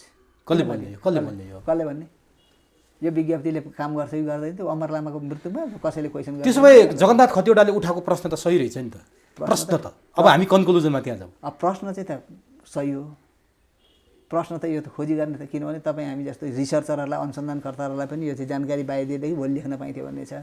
तपाईँहरूलाई पनि मिडियामा आइदिएदेखि यो भन्न पाइन्छ भने तपाईँहरूलाई पनि। तर अब केपी र विद्याले बोल्नु पर्दैन यो विषयमा, उनले त प्रश्न उठाए नि त कि होइन हामीले हत्यारा पत्ता लगाउन सकेका थिएनौँ, हामीले हाम्रो प्रतिवेदनमा त्यस्तो थिएन भन्नु पऱ्यो, होइन भने लुकाका हौँ भन्नु पऱ्यो। योभन्दा दुईवटा विकल्प भन्दा के छ त अब उनीहरू त बोल्नु पऱ्यो नि। अब त प्रश्न उठिसकेपछि उहाँले एउटा कुरो चाहिँ उ त्यो अब बोल्नु चाहिँ पर्ने हो। बोल्न अहिले त मलाई लाग्छ उयो अब चेगुवारालाई मार्नेले 91 वर्ष पुगे जस्तै चाहिँ अब पर्खिनु पर्ने हो कि। तर उहाँले के गर्नुहुन्छ भने अनावश्यक कुरा राम अयोध्या नेपालमै पर्छ भनेर पटक पटक दोहोऱ्याउनुहुन्छ। हिजो पनि फेरि बेमौसमको राग अलाप्नु भयो, यो विषयमा बोल्नु यसो यसलाई चाहिँ त्यो चाहिँ बेमौसम पनि नभनौँ है, मौसम पनि नभनौँ। राम कहाँ जन्मेको, रामको अयोध्या कहाँ थियो र उसको जनकपुर किन यो ऊ भयो, जनकपुर आउनका निम्ति त्यतिखेर लाग्ने समय के थियो यो कुरा कति ती मिथिकमा भएका कुराहरू कति सत्य हुन् कति असत्य हुन्। एउटा कुरोमा यहाँभित्र एउटा लजिक त छ, किनभने त्यो समयमा यहाँ चाहिँ जनकपुर आइपुगिन्छ पुगिँदैन, त्यो बेला त कुनै थिएन, यातायातको सुविधा त कुनै थिएन। तर पुष्पक विमानका कल्पना थिए त्यति बेला, देवताहरू अन्तर्ध्यान हुन्थे होइन। एउटा कुरो चाहिँ त्यो अन्तर्ध्यानका कुरा हुने भएदेखि रावणले सीतालाई हरेर लानै थिएन। हेर्नुहोस् यहाँ यो धेरै कुराहरू छन्, यो भित्रका चाहिँ त्यतिखेरका कुराहरू कति त्यसभित्रका कुराहरू सत्य छन् कति छैनन् कसैले लेखिदिएको छैन। तर यो चाहिँ के छ भनेर भन्नुहुन्छ भने यो नेसनालिटीसँग चाहिँ जोडिएको छ। म यसलाई केपी ओलीले यो उठाएको कुरालाई होइन, उठाएको कुरामा मेरो आपत्ति विमति केही पनि होइन। मैले भन्न खोजेँ यो विषय उठाउने केपी ओलीले फुर्सद निकालेर मदन भण्डारीको बारेमा यो जगन्नाथ खतिवडाले भने उत्तर दिए त हुन्थ्यो नि भन्दा मात्रै खोजेँ मैले। त्यो अहिले उत्तर दियो भन्दा त फेरि केपी ओली कहिले पावरमा आउनुहुन्न।